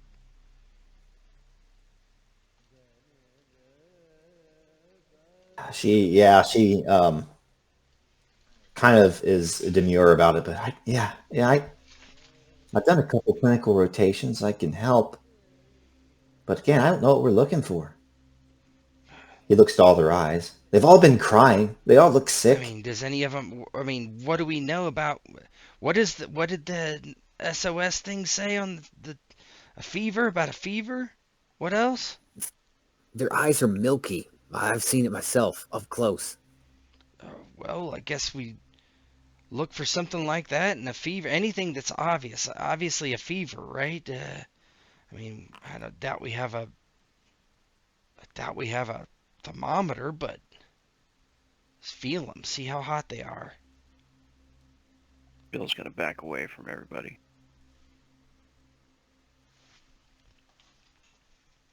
Yeah, Brandy. Oh, go ahead. How many are there? 15 of them. We don't have way. Anybody have we have a thermometer, a meat thermometer? Just feel their head. You're going to know if they have a fever. Well, I mean, they've been running. They're probably warm. You're not going to get that hot from running in the rain for like 10 seconds. Good Lord, man. And they're stressed out, dude. I mean, they probably do have a meat thermometer, right? I would assume they cook chicken here, right? It'd work as good as any silver boiled I'd ever seen. We just stick it up there and get their core temperature. You mean up their butt? Well, you gonna stick it in their tongue? I guess I didn't think about it. You gonna watch them stick it up their butt? I mean, Brandy, you know how to take somebody's rectal temperature? No, let me see if we got a first aid kit here in the back. Meat thermometer will work. You really want to do that, huh? Well, like I said, unless you want to sit here and feel 15 people multiple times and then might be sick. I'm just saying, what if there's a different kind of thermometer we could use? You know, one for the mouth, not like the butt.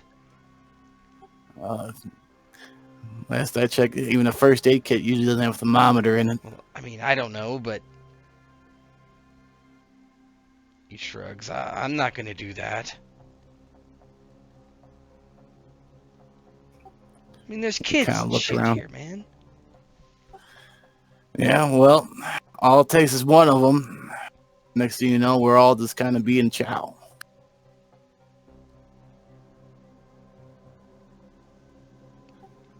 Brandy comes back with a thermometer and a little first aid kit. She actually has basic medical gear. Awesome. Jake's very happy about this. Takes a drink of his Bombay Sapphire.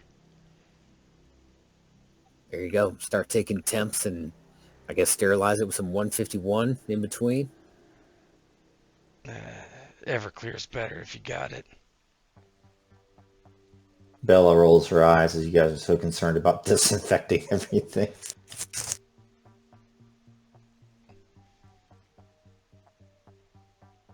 Let's see how many of them have fevers.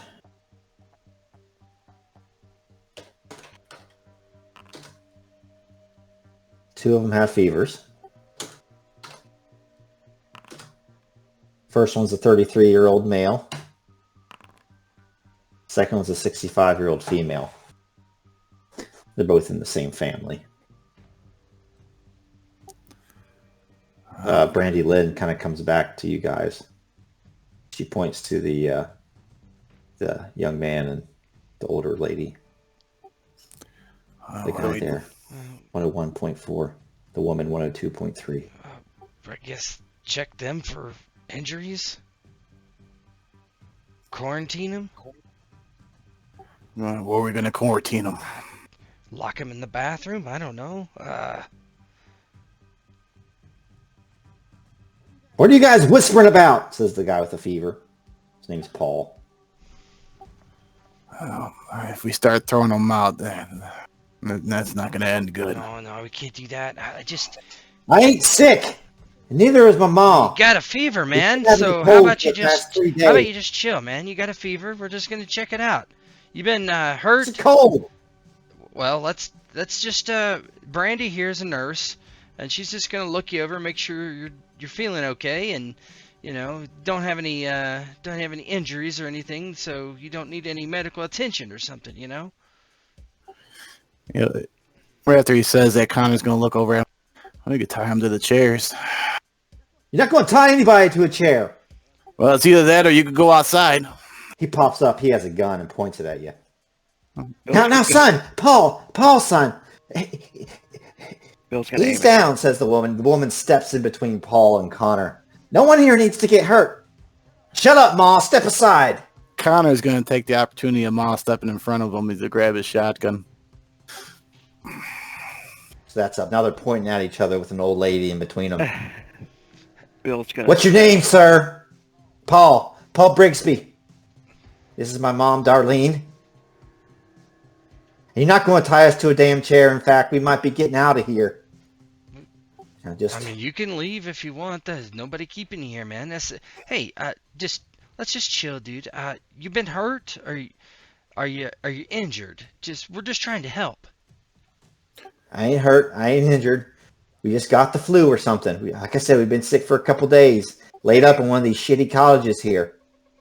Have you seen any of those things outside? Fuck! I got the fucking goddamn flu. I'm not blind. Yeah. And I ain't one of them. Hey, shut the fuck up. Bill's gonna start. He's got. He turns the gun towards Bill now. You shut the fuck up! You can leave right now, or you're getting tied to the chair.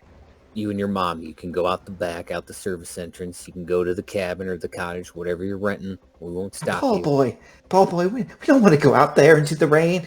You shut your lip, Ma. Listen, if you're tied to the chair and you don't become one of those things out there, you get let loose. No harm, no foul. Otherwise, He's gonna come close to me nor my ma. He grabs her as they start to back away. I'm gonna stay on this side of the bar. You all stay on the other side. No. Come daylight, we're out. I mean, You hear me? buddy, We're out. No. Let's just talk this through. We can't do that. You got something to say? I ain't seen you done shit except pal around the goddamn lake drinking whatever the fuck you drink. Well, I mean, I am now. I'm just trying to be a. You ain't afraid to die. You got cancer or some I shit. do not have cancer, bro. I do not have cancer. Who's laughing? Who's laughing? He takes the gun, just spinning it around. if Connor He's going to lose his cool. if Connor if there's a moment where the gun's not threatening anybody, Connor's gonna shoot him. Oh, I have a manipulation talent +2. Oh, there we go. If I can, what are you going to do? if I What are you can going to say to talk him? Yeah, if I can talk to him, I'll be like, hey, just calm down, all right? Why don't you roll first, and the role play can. Manipulation. And you get a +2. Yeah, fixer 2.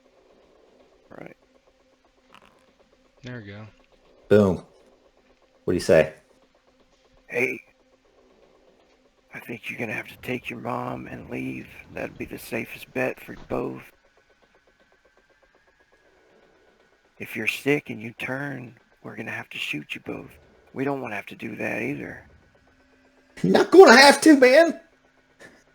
I just got the flu. You don't want to kill telling those you. kids back there, right? You don't want to kill anybody else here? We got kids in here. He kind of looks from side to side. Okay. Mom?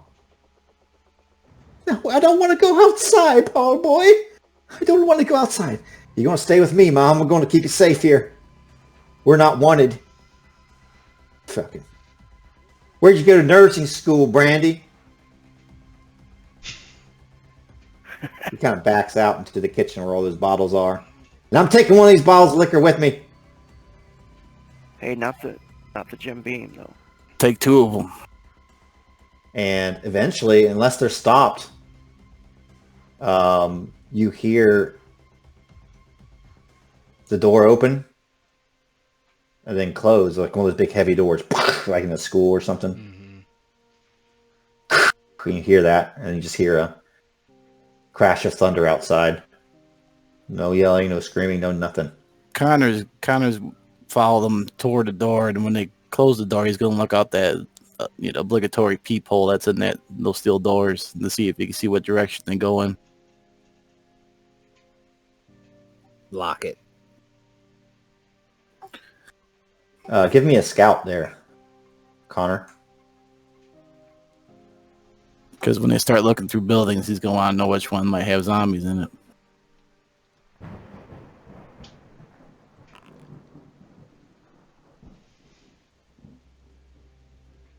Jesus Christ, the stress is killing me. You see where they go. They look to go into one of the cottages, just a few cottages up. You kind of see them through the flashes of lightning. They try one door, then they try a second door, and they let in. And you see a light turn on briefly inside, and you see the light go out. So that's Paul and Darlene Grigsby. Jake just I says, think we'll turn off that okay, feature. I think, okay, well, good job, Bill. Yeah, so I guess we should just hunker down until the morning. We might want to take people's temperature throughout the night. Ours too.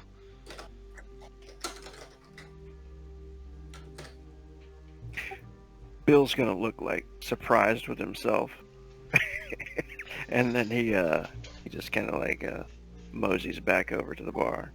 Yeah, as he's moseying, Connor walking by, I'm just gonna pat him on the back. Yeah, he did pretty good there. I was afraid I was gonna have to shoot him.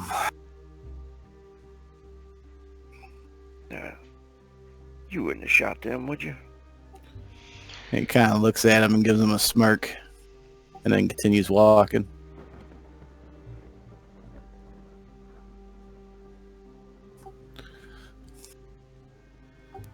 Just remember where they are. We'll check on them eventually. We got to go in the morning, maybe get Jake's gun.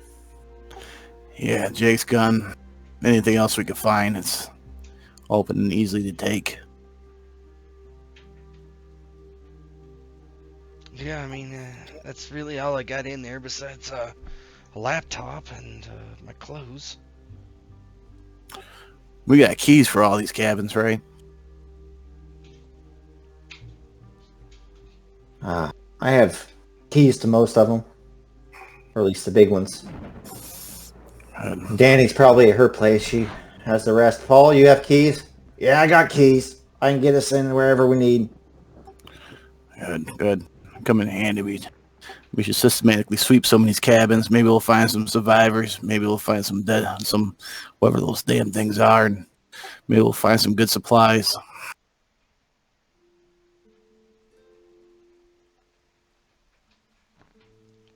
Jake walks over to Brandy, says, "You did a good job.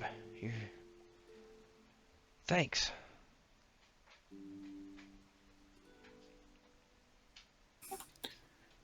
Yeah. Nursing school came in handy there, I guess. How good are you patching people up if we need it? I've only had a few rotations, but I know how to take the temperature. Yeah, that was tense. I thought something bad was going to happen. People are going to be panicking. They don't know what's going on. We just need to all have cool heads and make some right choices. And we made the right one there. Let them leave. We'll keep the people in here safe and reassess come morning. Maybe is there any like blankets in here or something that people can like maybe lay on, try to get some sleep? You guys all want to give me a scavenge? Yeah. Yeah. I want to look for a bat too or something.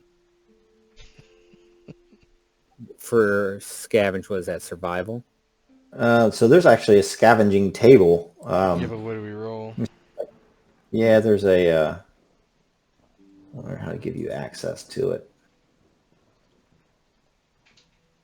Scavenging. Configure ownership. All players. Owner. Save changes. Go into your... See it now? Under rollable tables? Yep.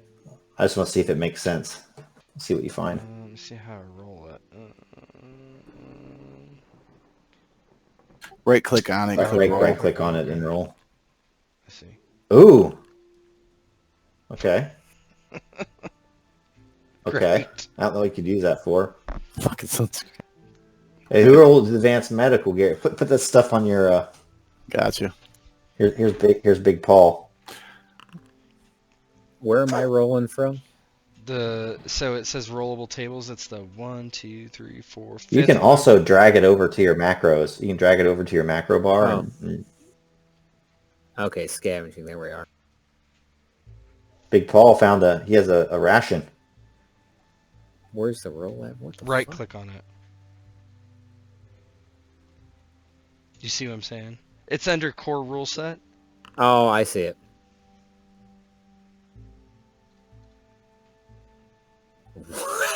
What? That doesn't seem. We found rations of something that's not the horse. Something smoked, like some smoked salmon or something. Yeah. That seems like it'll be a little... We're in ways Ozark into it. country. Canned Somebody goods. lost old poor Bessie. We don't have access to the items again, do we? No. Canned goods, ravioli. All right, Bill. Well, you might have to. Items. Yeah, you might have to get us some ownership. Items. Let's see here. I wonder if I can just give you the gear. Configure ownership of the whole. I think that. There we go. There we go. Now, yeah, I gave you ownership to the whole gear folder. There's no sunscreen. So now you guys should be able to. You should be able to pull over weapons and stuff now. Gear doesn't have weapons. You gotta do every folder.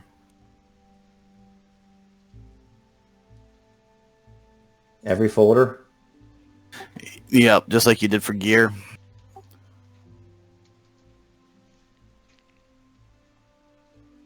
Okay. Hopefully nobody's listening to this online. We got a lot of comments. What are you talking about? Weapons. Configure ownership. Owner. There you go. Talents. Man, it would be very easy if you could just do it at the folder level. There might be a thing for it, a module. Yeah, probably. Yeah, I think I did most of the ones that are important. So you guys want to try to hunker in overnight, try to hope nothing bad happens? So. Yeah. Stabs for rotation, sleep as best you can. Ben will make sure the little girls are taken care of. Yep, relatively safe place. You guys can all... And there's 13 of them, yeah? Decrease your... Yep, 13 now. Do we remove all stress? Is that what you were going to say? Yep. Night's rest in a relatively secure place. You get to remove all your stress. Oh, hell yeah. Connor would look at Ben Should we get the girls a little something strong here to help them sleep? No, they're going to pass out from exhaustion.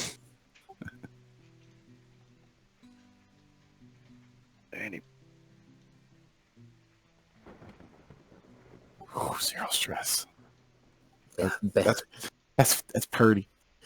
Ben's going to say to Connor, and if Jake or Bella, whoever's listening in before they calm down, he goes, "I'm going to be honest, I don't know what's going on, but this is serious. This is fucking real bad.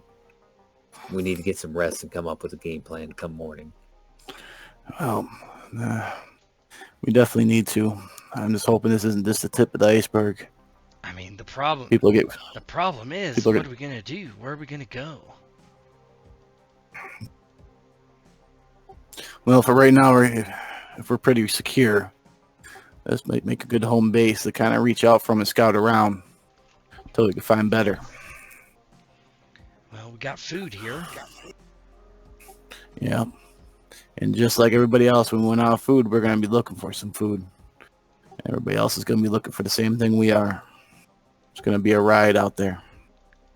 Well, if we do stick around here and, I mean, what is this? Like the apocalypse? I mean, I don't know. We can fish. I mean, come morning, I can get one of the boats down at the slip and go west over to my trailer. I got some supplies. I got a shotgun in there. By boat, I don't think road's a good idea right now. Come back, see who's alive still at the resort, get an idea of what we're dealing with, and do it quietly, and then figure out our next step. Well, the good thing is these things don't seem like they're very smart. They couldn't open the door handle. They didn't even try to jiggle it. They just beat on it. So what, we're dealing with things that are hyper aggressive, violent, but not too smart, not too fast. Yeah. I just worry about somebody else getting, panicking or something. Well, we cross those bridges as we get there. But we got to keep an eye on people. If somebody shows like they're going to be one of those things, we got to take them out. Okay, I guess. I mean, anyway, you're right. Let's come up with a plan tomorrow. Get my gun. What's your name, man? I'm sorry. I haven't caught either of your names. He probably knows Ben. I guess. He'd know Ben. He works at the resort, so if you've spent any time there, you've noticed him. But he doesn't know Connor's name. Yeah, I'm Connor Stetson. You're with the feds? Yeah, I'm a U.S. Marshal. Me and my partner were down here, and I haven't been able to get a hold of her at all. Down here on official business, or? Yeah, we were. Now it's becoming even more official business. I mean, anything you're at liberty to tell us? Like, we don't have, criminals in our midst or anything like that, besides, the dope selling kind. He just gives a look over to Bill. Well, we were going after this fugitive, and, he got away. So we had a whole team down here. They're all scattered out to the winds now. Be good to maybe get a hold of them, You guys are trained for this sort of thing as much as possible, I guess. He kind of looks around. I don't think anybody's trained for this. Yeah, I know. But I tried calling my partner all day. I didn't get no signal. Things haven't improved. I don't think they're going to get signal until this either blows over or worst comes to worst. We never have it again. I do work for Verizon. I did. I mean, if you get me access to a cell tower, I might be able to do something. At least for a local sort of thing. There's some things you can do from the tower that can give us a local, almost hotspot. That'd be fantastic. If we could do that, we could have a smartphone. We could get some news. Well, I mean, it might not come in from. It just depends, I guess. I don't know. But well, Bill perks up at that. He's interested in that. He's like, Well, hell, where's that tower? I don't know, man. I don't know. I mean, if I had access to the internet, I could look it up, but I don't think that's happening.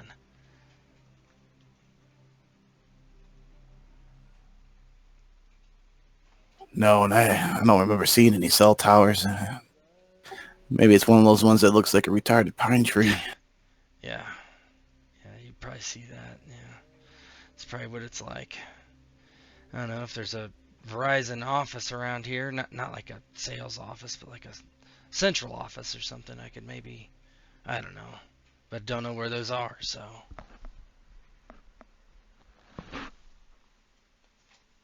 That might be one of the best things we got. We got to keep an eye out for it. We find it. I'm sure we could find a generator somewhere, and if it needs power, I don't know if that thing can supply enough power, but maybe if we could put a few together. I don't know how those work.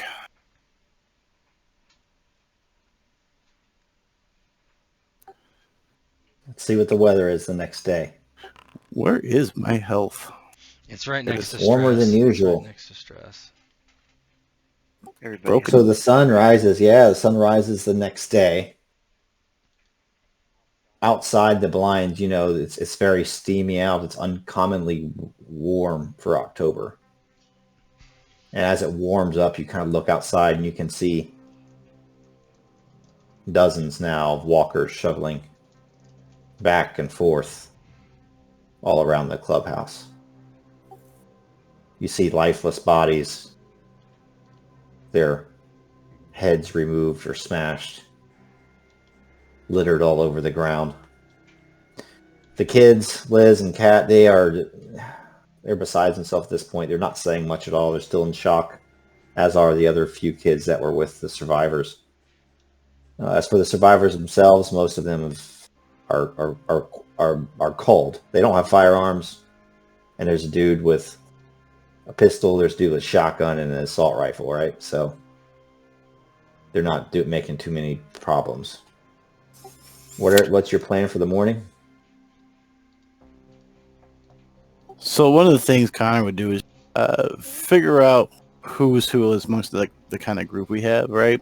Because obviously there's a few kids, and the first thing in Connor's mind is that they need somebody who to see if there's anybody good with kids, right?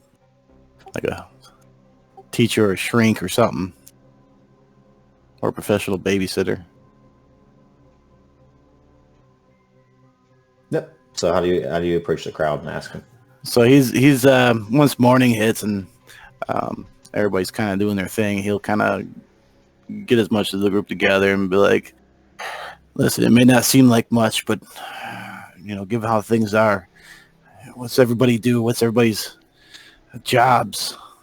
You got any teachers? You got any paramedics? Got any therapists? What do y'all do?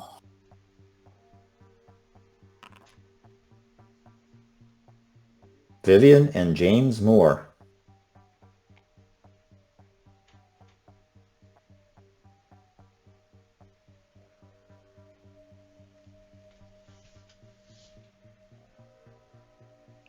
Does that tell you what all they do and everything? Yep, let me look at them. Pretty cool.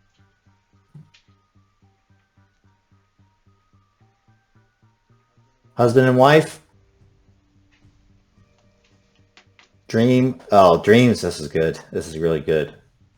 Dreams of finding a safe place to raise a child that is on the way. Oh, God. Vivian is pregnant. Daycare worker. Pregnant daycare worker. They're desperate to find food and safety. And, yeah. So James steps forward.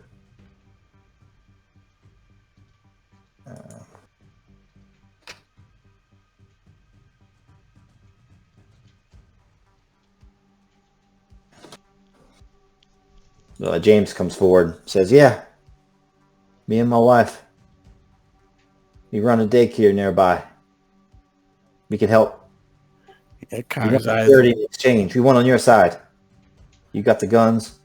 If the days that lie before us are anything like the days behind us, I want to be on the side with the guns. Come on, honey. Come on. And you see the wife stand up, and she's probably 8 months pregnant. Good, good. And you say you were at the daycare? That's even better news. And he kind of looks over at the kids. Guess I should go without saying they're all traumatized. Perhaps you can, being familiar with kids, you can help them out with this. And maybe we could have Brandy take a look at your wife just to make sure everything's going good with all the stress and everything, you know? Yeah. Me and, what's her name? Vanessa? No, me and Vivian, we'll do whatever we can do to be helpful. That's right. Awesome. Yeah, you can consider this a safe place, and he kind of looks at everybody. This goes for all you. If you all want to stick around, that's fine. We're just trying to survive like you are. We don't know what's going on out there yet, but looks around. There ain't nobody here that's going to hurt you, rape you, or anything of the sort.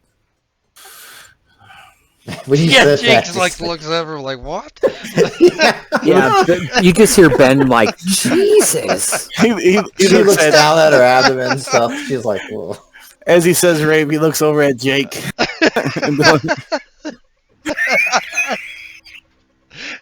Me?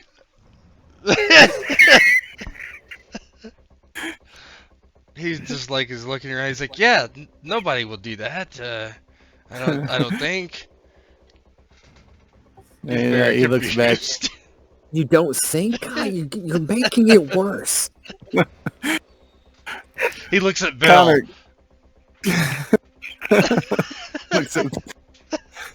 Bill looks away uncomfortably. He'll kind of look back. You're safe here. We're not going to throw you out unless you're sick. And if you're sick, we'll quarantine you.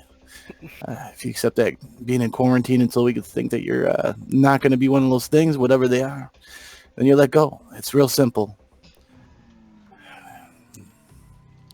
And he goes, looks around. There's food in the kitchen right now. There's booze. There's clean water right now. Help yourselves. Okay. Come on, honey. They kind of look at the other survivors, kind of like feeling grateful, but then a little bit guilty because they feel like they're maybe more useful than the others. And as the husband turns, you can see that there's a pistol strapped in his belt.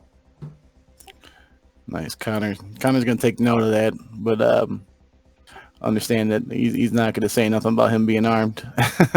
Thank God for America, yeah? Yeah. Everybody's got guns. And then, welcome. You're going to look at the rest of the group, and that goes for anybody. If you have anything that you may be able to do, it's the more minds on things, the better. Don't be afraid to pop up. And you kind of turn and walk away. But he'll look at Ben and Bill and Jake and good old and kind of look at him like, so what's the plan for going through these cabins? How many you said there? I don't know. There's dozens out there. Part of me wants to take them out, but how much more are we going to draw if we start plinking them off? Yeah, that's my worry. I mean, if they're in a cabin just stuck there, then leave them there. You can't open doors, right? Yeah. I'm talking about the ones meandering about. Take a look out those blinds. Oh, are there dudes out there too? Oh gosh. Yeah, about a dozen. I mean, how are we gonna kill a dozen walkers, or whatever you want to call them? I don't know. BP, you got a ladder out back? Get me up on the roof. I'll pick them off with the AR. No, don't do that, man. That'll draw them all here. You can't be shooting a fucking assault rifle from the roof.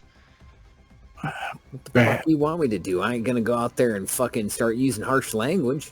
Perhaps we should do what we do with the other one. Try leading them in one at a time. Hey, there's a bunch of cars out there with I bet you just driving one off could get a bunch of those things chasing us. That means we have to sneak out. Well, so far they're slow, so if you're a good runner, and he looks at Jake again. Cross country runner. That means you're going to take them very far and come back and still not be out of breath, right? Buddy, I've been drinking for 7 days straight here in a month total. I'm not exactly in the greatest running shape.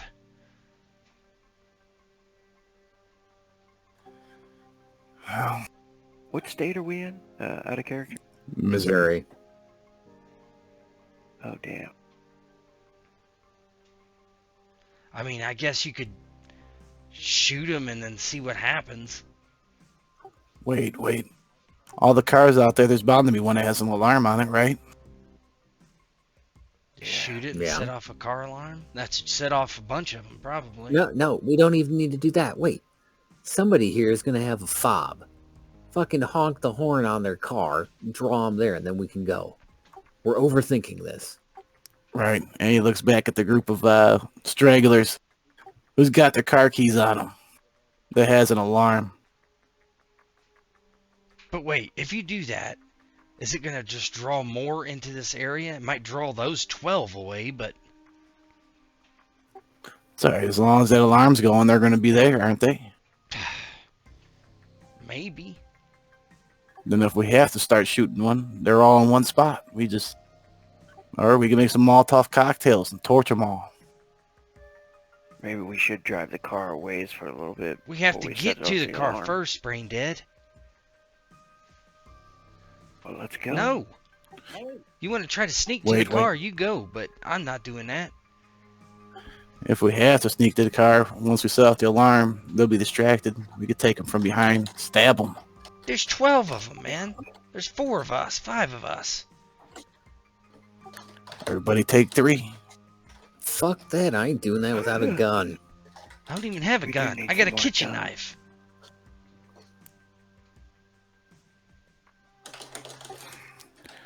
What about the back door? Is there anybody look out the back door? We just need to distract them long enough. Start the fob, start the horn, have them turn that way, and we can run to the first house or wherever we need to go. Then what about coming back? They'll still be at the car. If you leave it. I mean, I don't know about this. You don't have to set the alarm off. Just honk the horn, hit the lock button a couple times. It'll draw their attention, I think.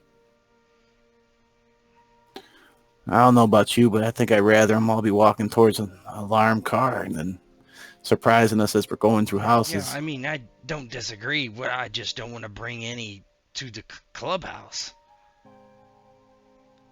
Yeah. All right, well, let's just beep the horn and see what happens. We can make our choices then. But first, we need one of them to give up their key fobs. Now, why don't you ask James if he's got one? He seems happy to help. Yeah, kind of nod. He'll turn around and he actually won't ask just James. He'll just kind of pipe up. Anybody here got a car that has a lock that beeps when you hit the fob? Just hit the panic button on the fob.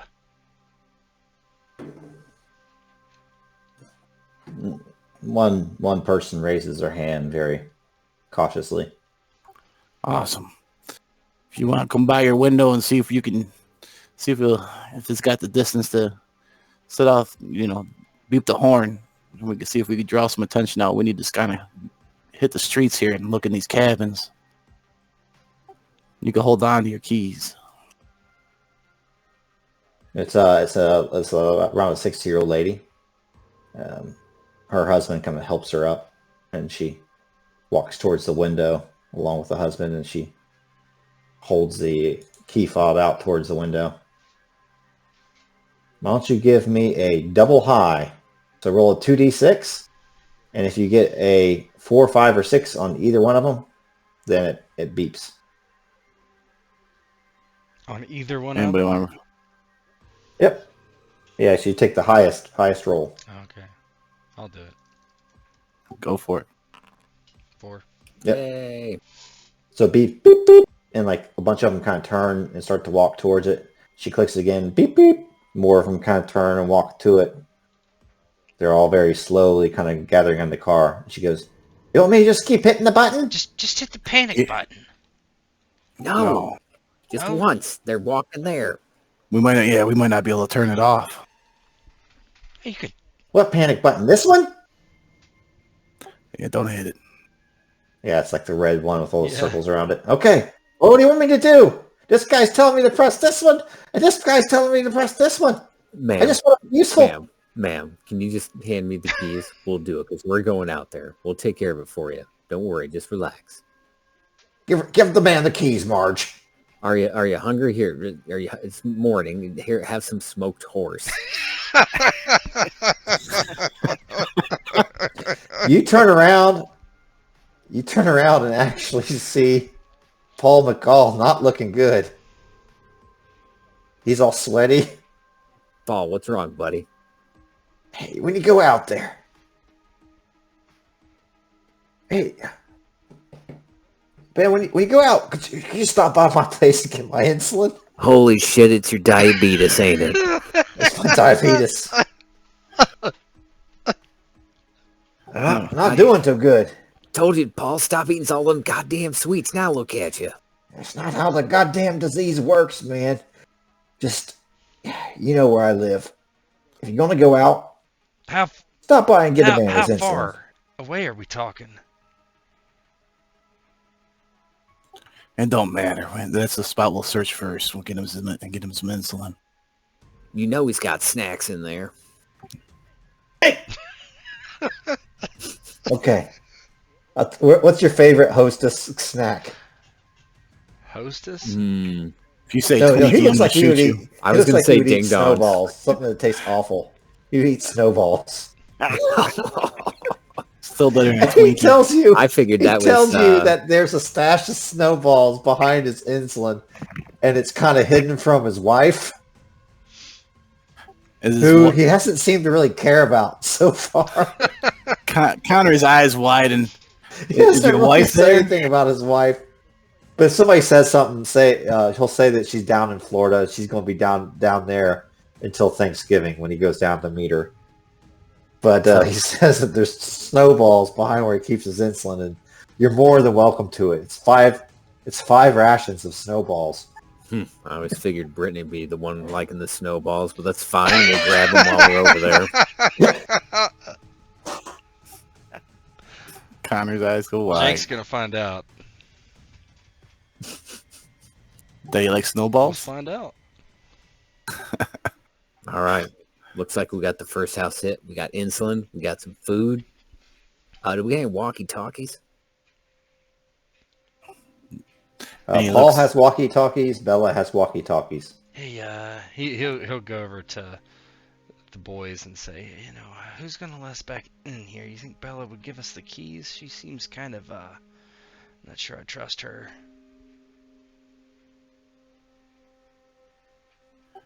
No. I mean, does Ben have a set as he's an employee? Maybe. I say he would. He's an employee. Jake starts drinking he's too, like- by the way. Of course. The fuck? I got some keys. We're fine. Don't worry about it. Alright. We got keys. We got a walkie-talkie. We got a distraction. We got a plan. So my cabin first. Get the gun and get my laptop. Gun, diabetes. So how many walkie-talkies do we have available? Well, who has them? No, you said Bella had one. BP had one. I don't know how many more there are. I do not have one. I do not have one either. Yeah, that's a negative of mine. So we got 4. 4. Bella has one, and We have 4 of them. What's his face has 3 probably. 2, right? Well, they each have one if there's any extras at the bar. Yeah, there's Idea. no extras. If we So can't we just find have any 2 of them. extra, we're gonna have to borrow one for Bella or BP. Yeah, Ben will go up to Bella. Goes, Miss Storm, while we're out there, can we borrow that walkie-talkie?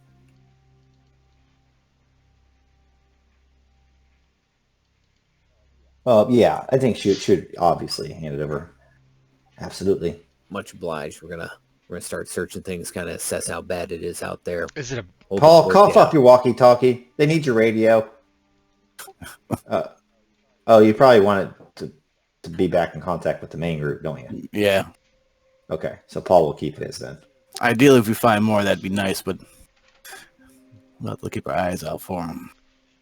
All right. Well, maybe I don't know who's gonna have the walkie-talkie. Ben, maybe you should keep it, or Connor. Well, right now, you don't have a weapon, so feel You free to take hold it. the walkie-talkie. Connor needs both hands for that shotty. I need both hands for the AR. All right. Give it to me then. Give it to me. Between you and me, I'll give you that walkie-talkie over Bill here, even if you do look like you're fucking dying. Not dying yet.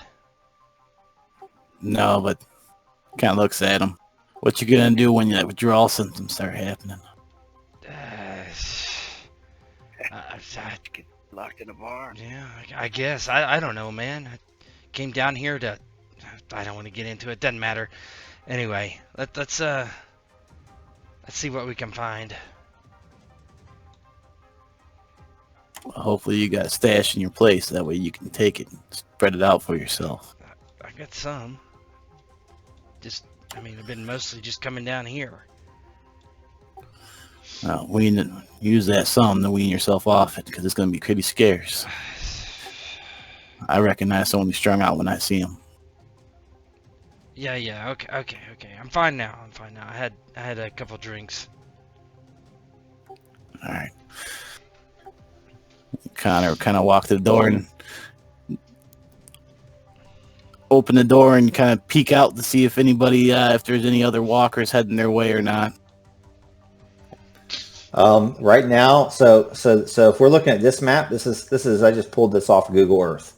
So this is how I picture it. I picture like maybe this was the clubhouse type of deal, where the bar is and stuff. And then like these are all like the cottages, and maybe Danny lives here, like in the owner's house, and maybe Paul McCall like lives over here, like in like the little maintenance area or something like that. Does that work for y'all? No, that's fine.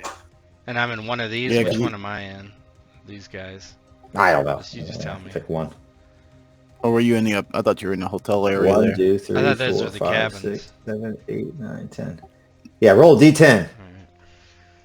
Yeah, I was referring to Celebration Cove. He was talking about the cabins along the water edge by that orange boat slip. You're in the 7th Okay. one. This one. Get your gun. God, this feels like Friday the 13th, a video game. Doo-doo. All right, what's it look like as the four of you guys kind of step out of the place? And the Out of car the clubhouse. honking is on the road, right? Yep. And the threat level is 1. All right, No, guys. car honking is done. There's just a bunch of abandoned vehicles there now. Now, where are those vehicles at? So we're saying so like I would say that there's vehicles all up this road, because this road goes up to Stormy Point. And maybe like a lot of those walkers were coming out of these woods. Maybe they filtered over from, because there's another big resort up to the north. But who knows? It's chaos, guys. It's All right, chaos. guys, we're gonna go out the back door. So if we're looking at the red roof in between Stormy Point Road and Soper Lane, we're gonna go out the back. We're gonna go through those woods by that house, and then up behind here to get to Jake's house, and then I guess what, curve around to get to the diabetes medicine. Yep. And then kind of look. Yeah, we need to look into some of those other cabins because, well, getting a gun and some little supplies from your buddy there and his insulin. We're gonna need more stuff here. So perhaps we should take some cabins and search them as well on the way. Let's get my gun first, so I got something to help. That's fair. Hey, which one did that dipshit go into? Yeah, which one did you go into, Bo? He said the second one, didn't he? That's the first one. First one. Well, All right, yeah, he would have we're been. skipping that one. This, I would think this would. I would say he didn't go into that one. He went into this one. All right. Well, perhaps it wouldn't hurt to knock on a window and see if they're still alive. No, the guy's a fucking psycho. Leave him be for now. Let's gather supplies, stick to the plan. We'll double back for him later. All right, so maybe when we get up to Jake's house, Jake's cabin there, we could probably look around those cabins there real quick before we cut tail and run to Paul's place. Yeah, they all got back doors. We'll check it out. Get me a boat. And go where? The fuck out of here. Ah, I ain't Jesus. hanging out with you guys for. We need to chain up a bunch of platoon boats.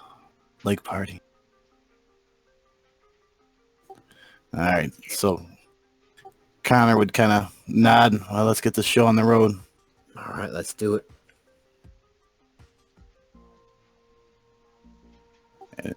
He'll look You at guys ease out of the back of the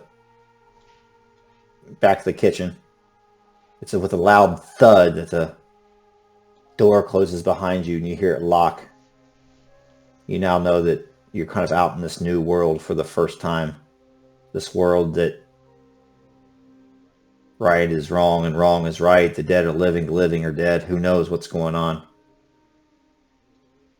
As you look around, most of the walkers are kind of bunched up here. That lady's car was. And so you have a relatively clear shot down towards this road here. Well, we're not going on that road. We're going behind the cabins, I think, right? Oh, behind it then? Okay. All right, so you're going into the woods. So everybody just role play that and then give me a stealth. Yeah, Jake just follows Ben, particularly since he knows where he's going. Stealth, alrighty. Bill follow. Jesus Christ.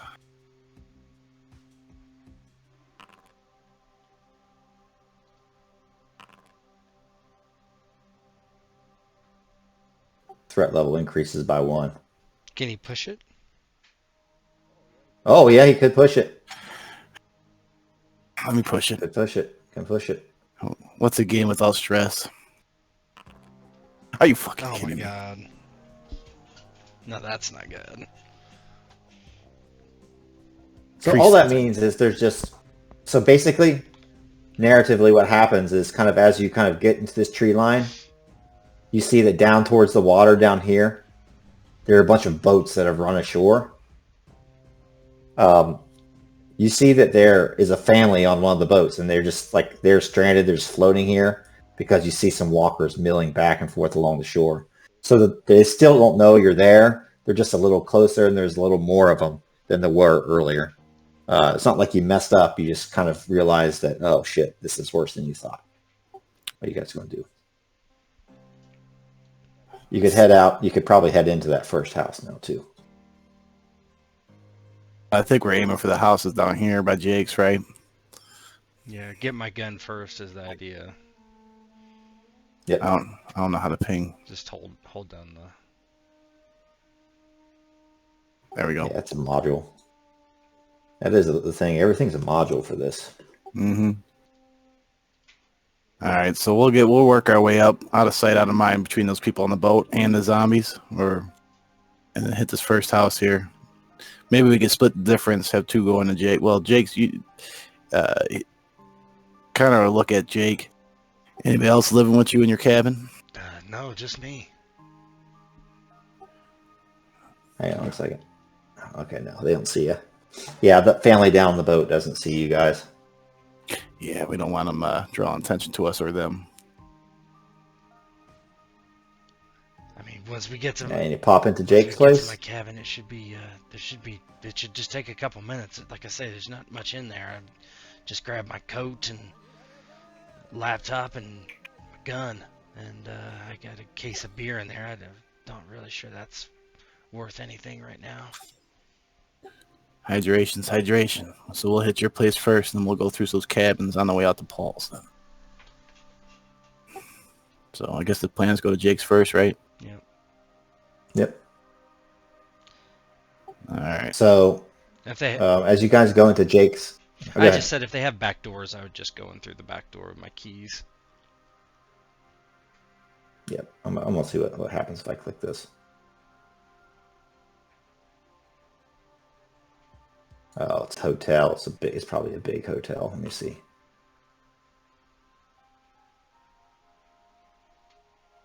Okay, yeah, that is kind of cool though. It's like, yeah, the you duck in the back door behind of Jake's little cottage, but you can see the aftermath of what was probably like a wedding party back here.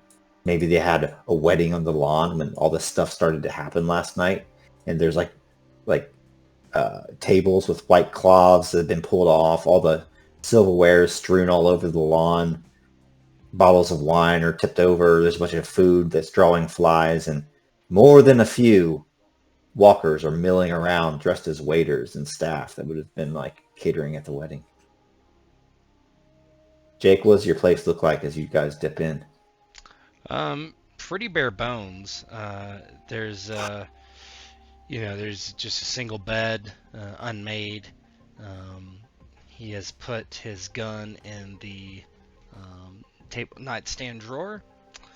He immediately goes over to that, grabs it. He's got one box of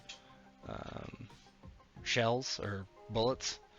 I'd say it's probably like a revolver or something like that. Nothing too fancy.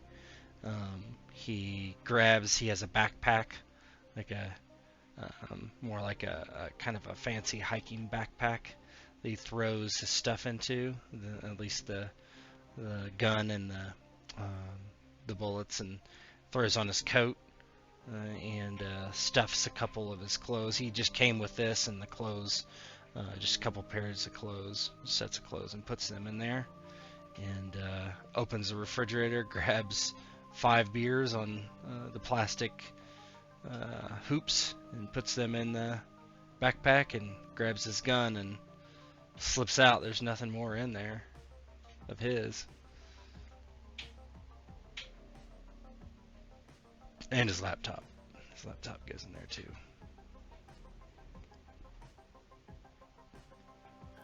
Got everything you need? Yeah, not like I say, not much. Got the laptop, he points to his gun. Got this. I'm not very good with this thing. Got it at bought it off some guy. All right. I guess we check the next building, right? Yeah, there's a couple staying on both sides of me. These two on the left, they fuck every night real loud. The other two go to bed early.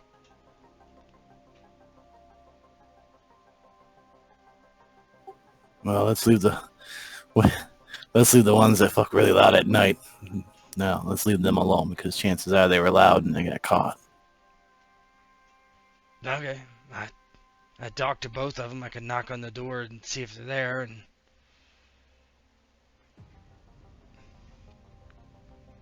Go right ahead. You kind of point, put his hand out like, in the, go right in ahead. the back. Yeah, he knocks on the back door, kind of quietly. David, Charmaine, you in there? Who was? Oh, Shh! It's Jake. It's Jake. you hear the man go, God damn, it's that drunk guy from next door. you hear the woman go, tell him to go away. Tell him to go away. We don't have any booze, Jake. No, it's no. I'm pretty sober. We're just trying to help people. There's a couple people with me. One's a FBI agent. I've been deputized. Don't believe him. Don't believe him. He's lying. He's an alcoholic. You can't trust him. Just move on along. We're okay here. And Connor will pipe up. Well, if you change your mind, make your way down to the clubhouse. There's Who's that? that's the FBI agent. I'm a U.S. Marshal, not an FBI agent. Yeah. German CIA. You see them like now. You see their heads kind of poke out the window, and they look at you guys. And like 30 seconds go by, and the door unlocks, and they open the door. Both of them have what look to be butter knives. they're like like in Christmas Vacation, like the yuppie neighbors, like Elaine Venice and Yeah. like Yeah. like Yeah. them. Real yuppie. Yeah. So yeah, we got people in the clubhouse. Should we take them back? Or stay here. We could work our way back and grab them. No. We'll stay with you. Well, we're not going back quite Their yet. eyes obviously go to your guns. We're not going back quite yet. We have to get some insulin. You promise you'll come back for us.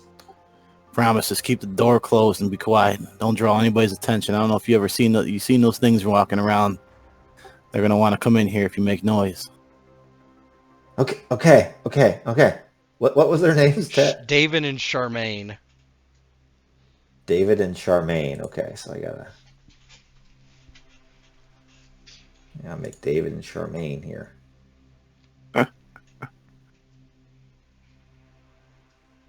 Are these the ones that fuck loud, or is these the older people?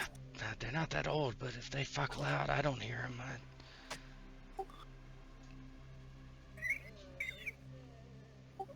Yeah. Ben, just as he's like kind of watching out along the swimming pools and the lakeside, he's like listens to them talking and turns around like, "Are you fucking stupid?" Oh.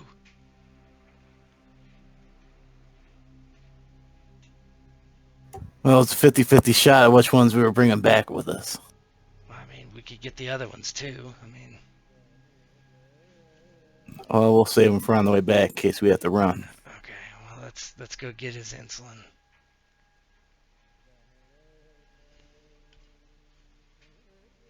There's no answer at the other one if you guys knock. Yeah. Let's go in. All right, we could go in. If we shoot anybody, we're ringing a dinner bell. Just got to be faster than the slowest one you hear. Huh? Nothing. Don't worry about Listen.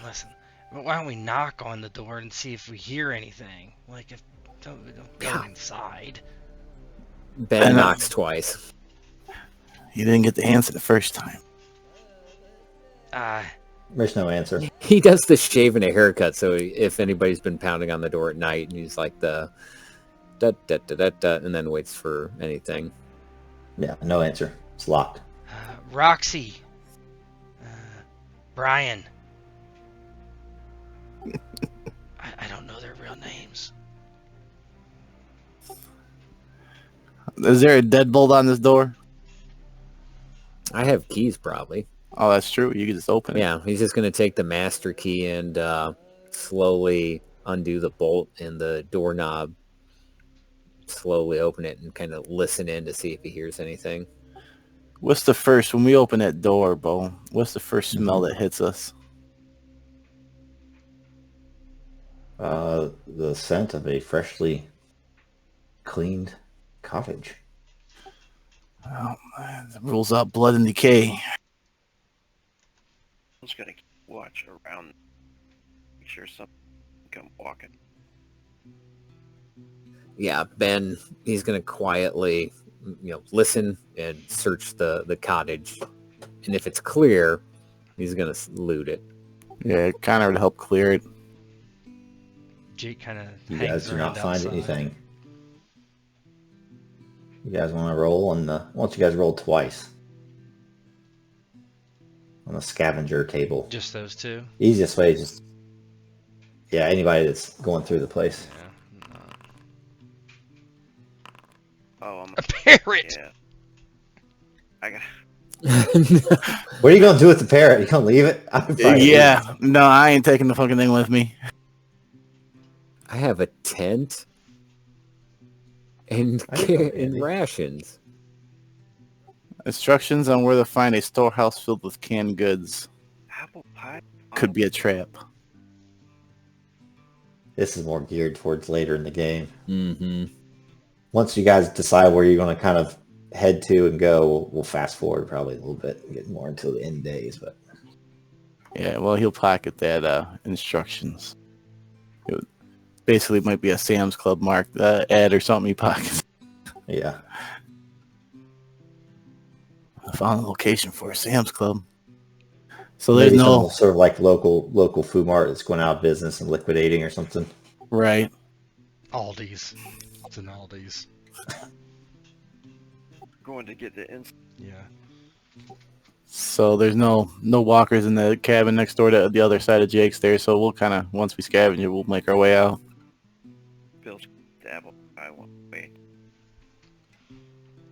As you walk out, there's all the walkers are still milling around out here by where that car alarm was going off.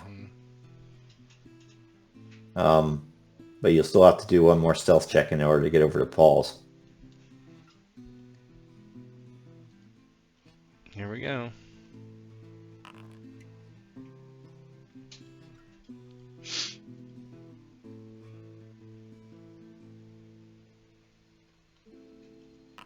Nice. Oh no, Bill. Push it real good. Push it to the limit. Push it. You fucking idiot. Why'd you do that? Yeah. They know you're here. Fixed dice. What happens? What do you do? What do you do, Bill? Bill eats the apple drink. The milk carton. The And, milk carton? Yeah, I think it was like a bottle of milk or something. Yeah. And then he tosses it into the garbage can as they start to go by. And when it lands, garbage can, some kind of radio controlled toy maybe or something, and it hits the bottle toy and it starts to go wink wink. Beep. Bill looks at everybody. Beep beep. So let's roll to see who's fastest. It's like a toy police car, and it goes, stop! You're under arrest! And like a toy police siren goes, Rrr! Shit, that makes Bill faster than anybody else, I bet. And when that happens, all the ones that are around the car, not all of them, probably about half of them, kind of turn and peel off towards your direction. So they're walking from here, kind of towards you and Paul's house. Fuck. We should go back. And We all should this go time, back. this thing is still going. They're gonna follow us. Time to kill them. Well, right now we just gotta be quick and throw them away, and then we can start dealing with them. We can't go over by the water. Well, we can't hold this We're park gonna clear either. him out and shoot him. He's gonna put his selector switch to semi. No, shit! How big's the swarm? Was it swarm 1? One's 5 to 10. I think Oh, it'll be so it's like 2 at 2. least. Yeah. Damn. Swarm size 2. If we don't So get we that need in- 3 people to get 5 successes to clear him out. I think I'm gonna run back. Yeah, anybody have leadership? I got leadership. Yeah, you guys didn't do that last time, and that's a helpful thing you can do. But they're starting to get, they're going closer and closer to you, and now you can hear them. Yep, I'm shooting. Fuck that. And then, so seeing that Ben there starts shooting, Connor's going to start running and gunning. He's going to run, once Ben starts shooting, he's going to run about 10 yards and take a shot. Oh Jesus, Bill and Jake, what are you thinking? What's this looking like to you? He just sees these guys start particularly Ben just start blasting, and he's like, fuck this is crazy, and he probably is gonna run back towards the cottage, like while he's shooting and drawing them to himself.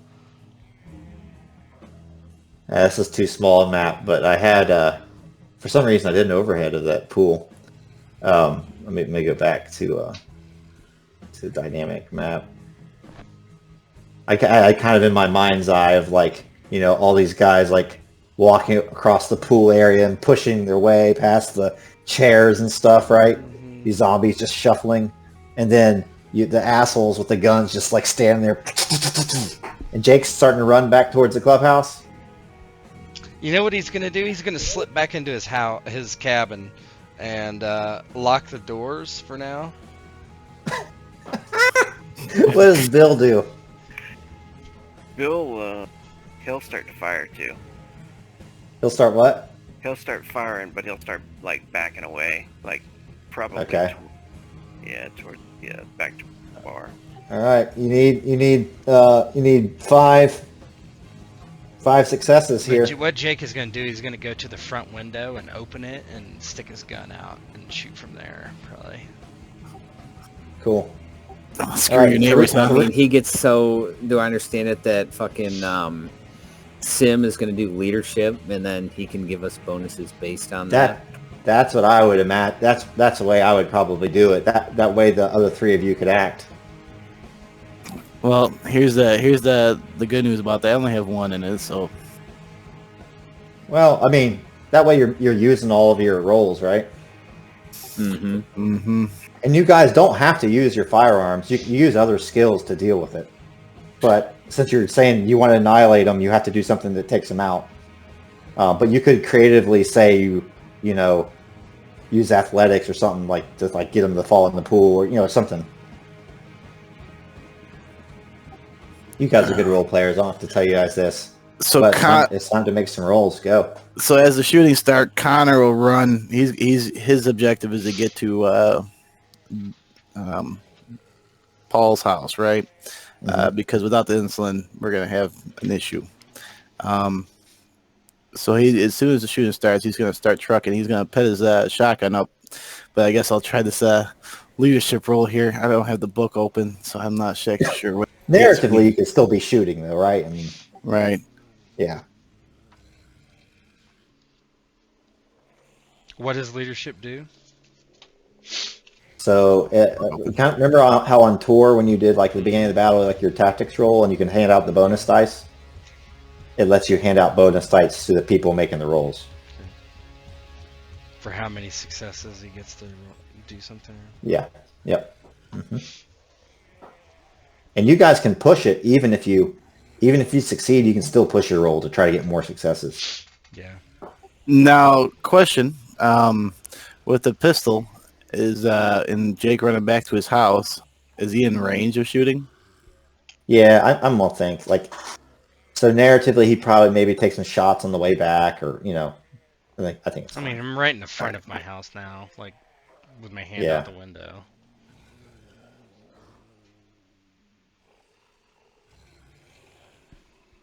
All right, let me get this. Yeah,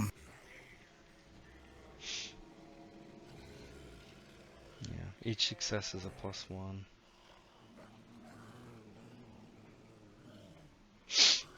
All right, so let me get one. So that means the roll leadership. The most successes I could get is 2. Yeah. One more with the stress die. If you fail, then you take a stress, by the way. Yeah, you can push it, but you're gonna. Yeah, man. Oh no! Oh no! Christ. That's 2 stress, I think. They're gonna go after you. This is nothing but bad ideas. Single walker attack. How do you counter it? Well, now we're in close combat, right? Let me see. You can still use a shotgun at close range. Yep. One up out of nowhere. Use whatever skill you want. That's right. We'll go ahead and do where's range at? 2, 4.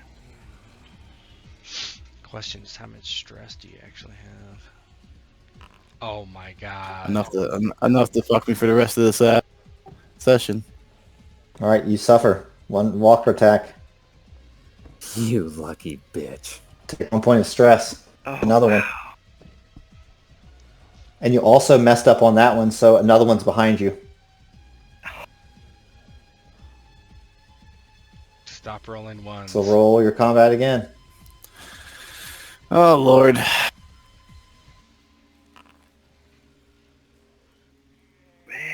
You gonna push it or do a walker attack? Pushed it.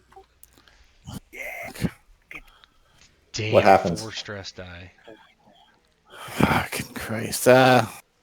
So as the one starts crawling on me, he's able to kind of I could get away, I slipped away and I ran into, I feel the one behind me, so I kind of push backwards and we fall together, and I'm able to shoot the one that is this versus the one that was behind me, right? Yeah. So I'm able to kind of push backwards, make us fall, and I roll, and I just kind of pop him with the shotgun, and then level it at the other one, waiting to see what it does. You got him. Does this count towards R5? No, because that was his role for the zombie attack. Right. So now you guys got to get your 3. Alrighty, so let's see. I'm going to open up with the AR, and I'm going to use my drive. Never tell me the odds. Yeah. What's drive give you extra die or +1? +2 dice. +2 dice. Nice.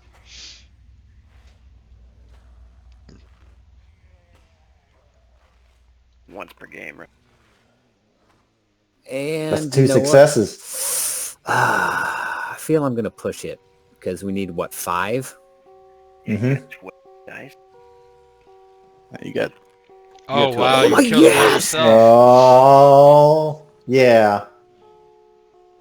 So clearly he knows how to shoot. How he knows how to shoot, no one quite knows. But he just calmly stands there in front of the door. It's dipshit Magoo is setting off garbage toys. And the lawman's falling over himself about shooting himself in the face with a fucking shotgun. And he just takes it upon himself and just starts plinking them in the head. And they're kind of slowly meandering. As they approach, it's just fewer and fewer number. And they never really truly get close. And by the time the smoke clears, there's a smell of gunpowder and littered corpses. And he kind of turns casually to Bill. He goes, "Get your fucking shit together, you idiot." Bill looks at the devastation he's wrought. He starts laughing. Goddamn God. Or Jake. We don't have much. Yeah, Jake comes out of the house and the cabin is like, "What the fuck, man?" We don't have much time. Let's get to BP's house, get the insulin, the food, run back. Search party's over. Yeah, Jake just yells to Charmaine and David. He's like, "Just go to the goddamn cabin, the bar. Just go." You see them. Both of them have like a backpack or duffel bag, and they kind of head out and just start sprinting down toward the clubhouse this way. I wonder if they make it though. Oh, they should, because anything is going to be walking towards us.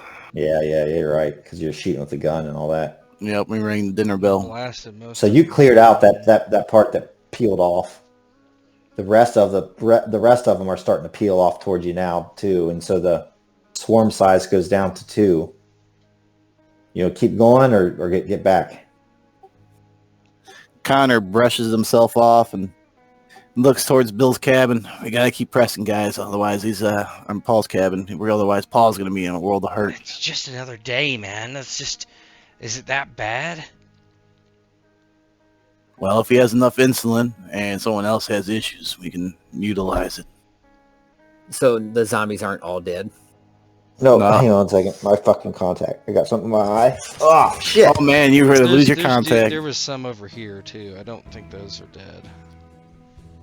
Well, they peeled off the main group over here. So there's still another swarm by the cars that we would have have shot to deal them with. too.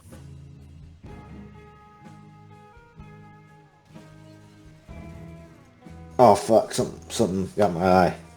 I take my contact out. I'm blind now. A bird has eaten one of my eyes. So yes, so you kill them all. So what I meant to say is you can easily get the paws and get your stuff. What I'm saying is that you killed all the ones that peeled off towards you. Now the other ones are starting to peel off. You could easily get back to the clubhouse if you want. Or if you want to clear out the rest of them, it would be a size 2, threat level 2, because they're further away. Kind of look around. Here's what we do. We get the Pauls, we get what we need, and we shoot off a few rounds. We want as many heading towards Pauls as possible. We slip out the back, and we make our way to the clubhouse without being spotted by Actually, I think there are rules for clearing out. Let me look it up. Hold on.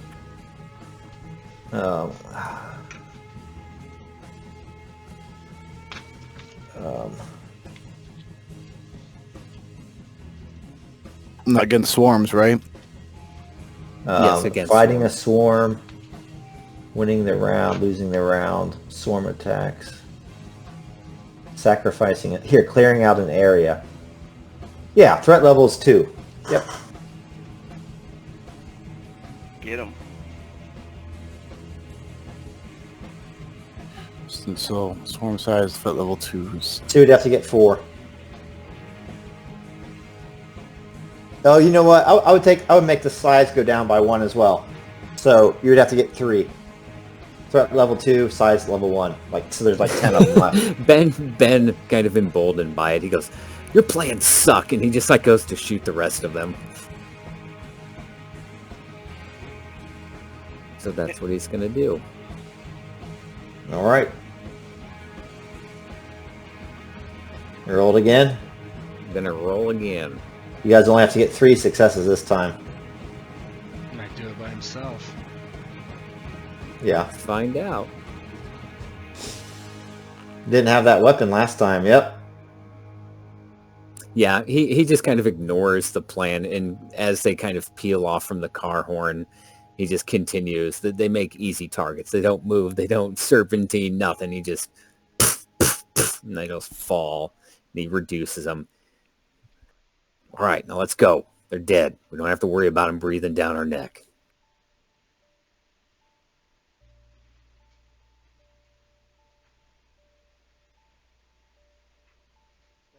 You step into Paul's, and there's all the things you would expect from a couple of old folks, and you see a lot of St. Louis Cardinals memorabilia. That Paul's a big baseball fan, and you find his insulin stash, and behind it,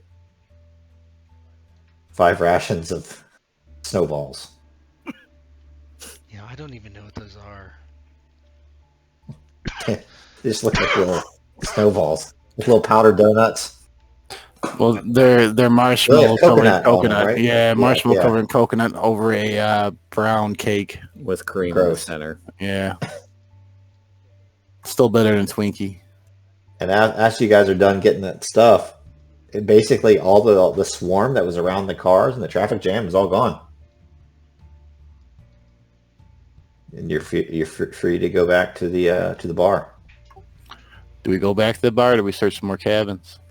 I mean, if we got this advantage, we've killed most of these out in the open, probably not a better time to do it than now. Yeah. Are we going to include the ones that were by the water? No, No. not okay. those. Just in this immediate area, like this little cul-de-sac area. Yeah, we could save that family. While we're That's kind of what Ben was thinking. Yeah, could go back and get them. Yeah. Let's finish clearing this. We'll have David and Charmaine take the supplies ran back to the back. bar. Yeah, Oh, they're never gone. mind. Sorry. Ben's No, on that the kid- yeah. street. Hey, activate that radio. Tell them to set out a couple of helpers who've cleared the area to get the rations, take them back. We'll finish searching the house and we'll go rescue that family. What rations are you talking about? What? Snowballs. We got these food. I found some Here, just put them in my backpack. I'm not. taste and shit. Okay, fine. Yeah, he throws the stuff in. Oh, he also, some of the stuff I found, he throws a giant, rolled up tent on your back. There you go. Jesus Christ! Now we're going after the ones on that boat, right? Yeah, so you go down there, and there's 10 of them. It's the same, right? So it's going to be 3. So swarm level one, swarm size 1, threat level 2, like right down here. And they're basically blocking that little family from like landing their boat, and they're like clearly out of gas, just kind of adrift. What do you guys do? Light them up then. Let's finish the job.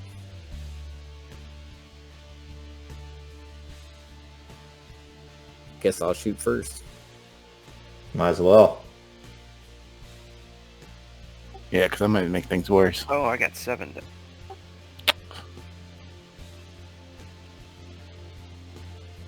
Bill Baker? Bill Baker? Bill Baker. shot. You messed up.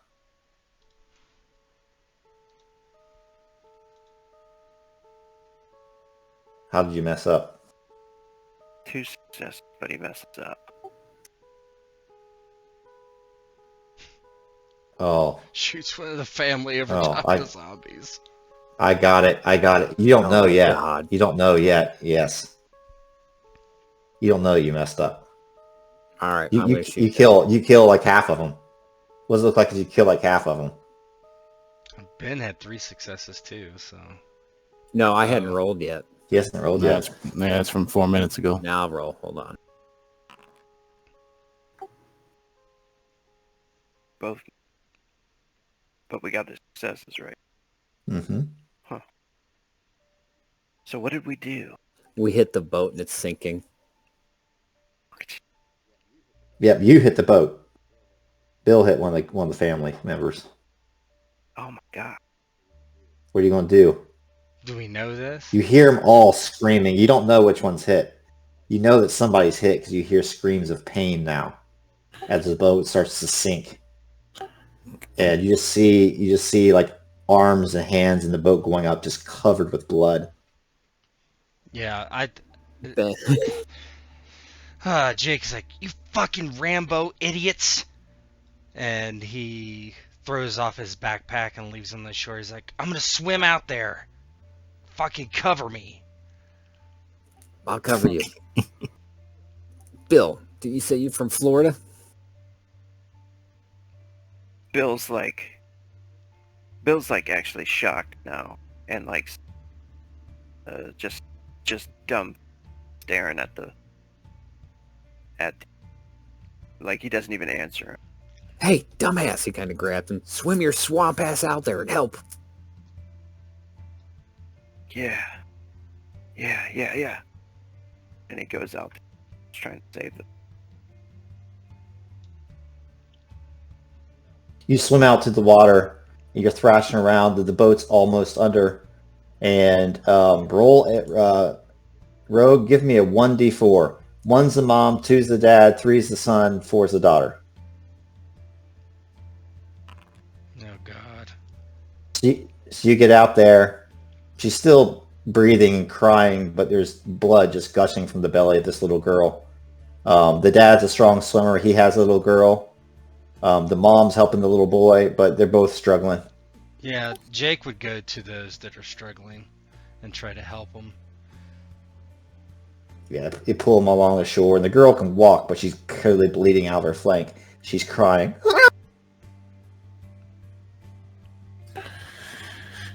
The dad's obviously pissed. I mean, you shot his girl, but you killed the zombies too, so... Yeah, that's fucking horrible, dude. Yeah. And honestly, Ben Morton's the type of guy that this would really, really mess with him. And you don't know probably who shot who, right? You might not know which bullet hit what. So I would They like Ben both to take a messed point up, of stress. Yep, Ben will take point. Ben Yeah. is really bothered by this, and he's gonna, right when he gets to the edge, he doesn't know how gassed the dad is, but he's gonna offer to take her in the arms and run her back to the clubhouse. He's like, this way, we have someone who's medically trained that can help. So sorry. Yeah, Bill's not doing good about this either. He has a little boy, but accidentally shooting one of the family members is definitely gonna fuck him. Are you guys running back with that family and stuff? Yeah, Connor would Yeah. beat feet with Ben because he found that med kit. So Yeah, I grab my stuff after I get out of the water and get them to shore, and then help. I would scoop up the girl and run alongside the mom back to the base camp, if you will. As you do that, you guys step onto this road on the way back to the clubhouse, carrying the little girl, bloody with spray from zombies that you've mowed down. The mom and the dad screaming and rushing, heaping thanks upon you. And that's when, as soon as you turn the corner, you see a young man standing there with his pistol, and whoever's coming around right in front of your face, ready to pull the trigger.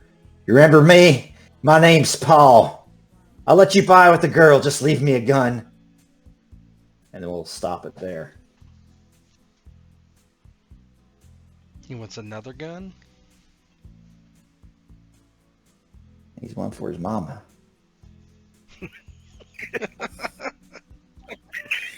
65-year-old packing heat. This one doesn't have any bullets.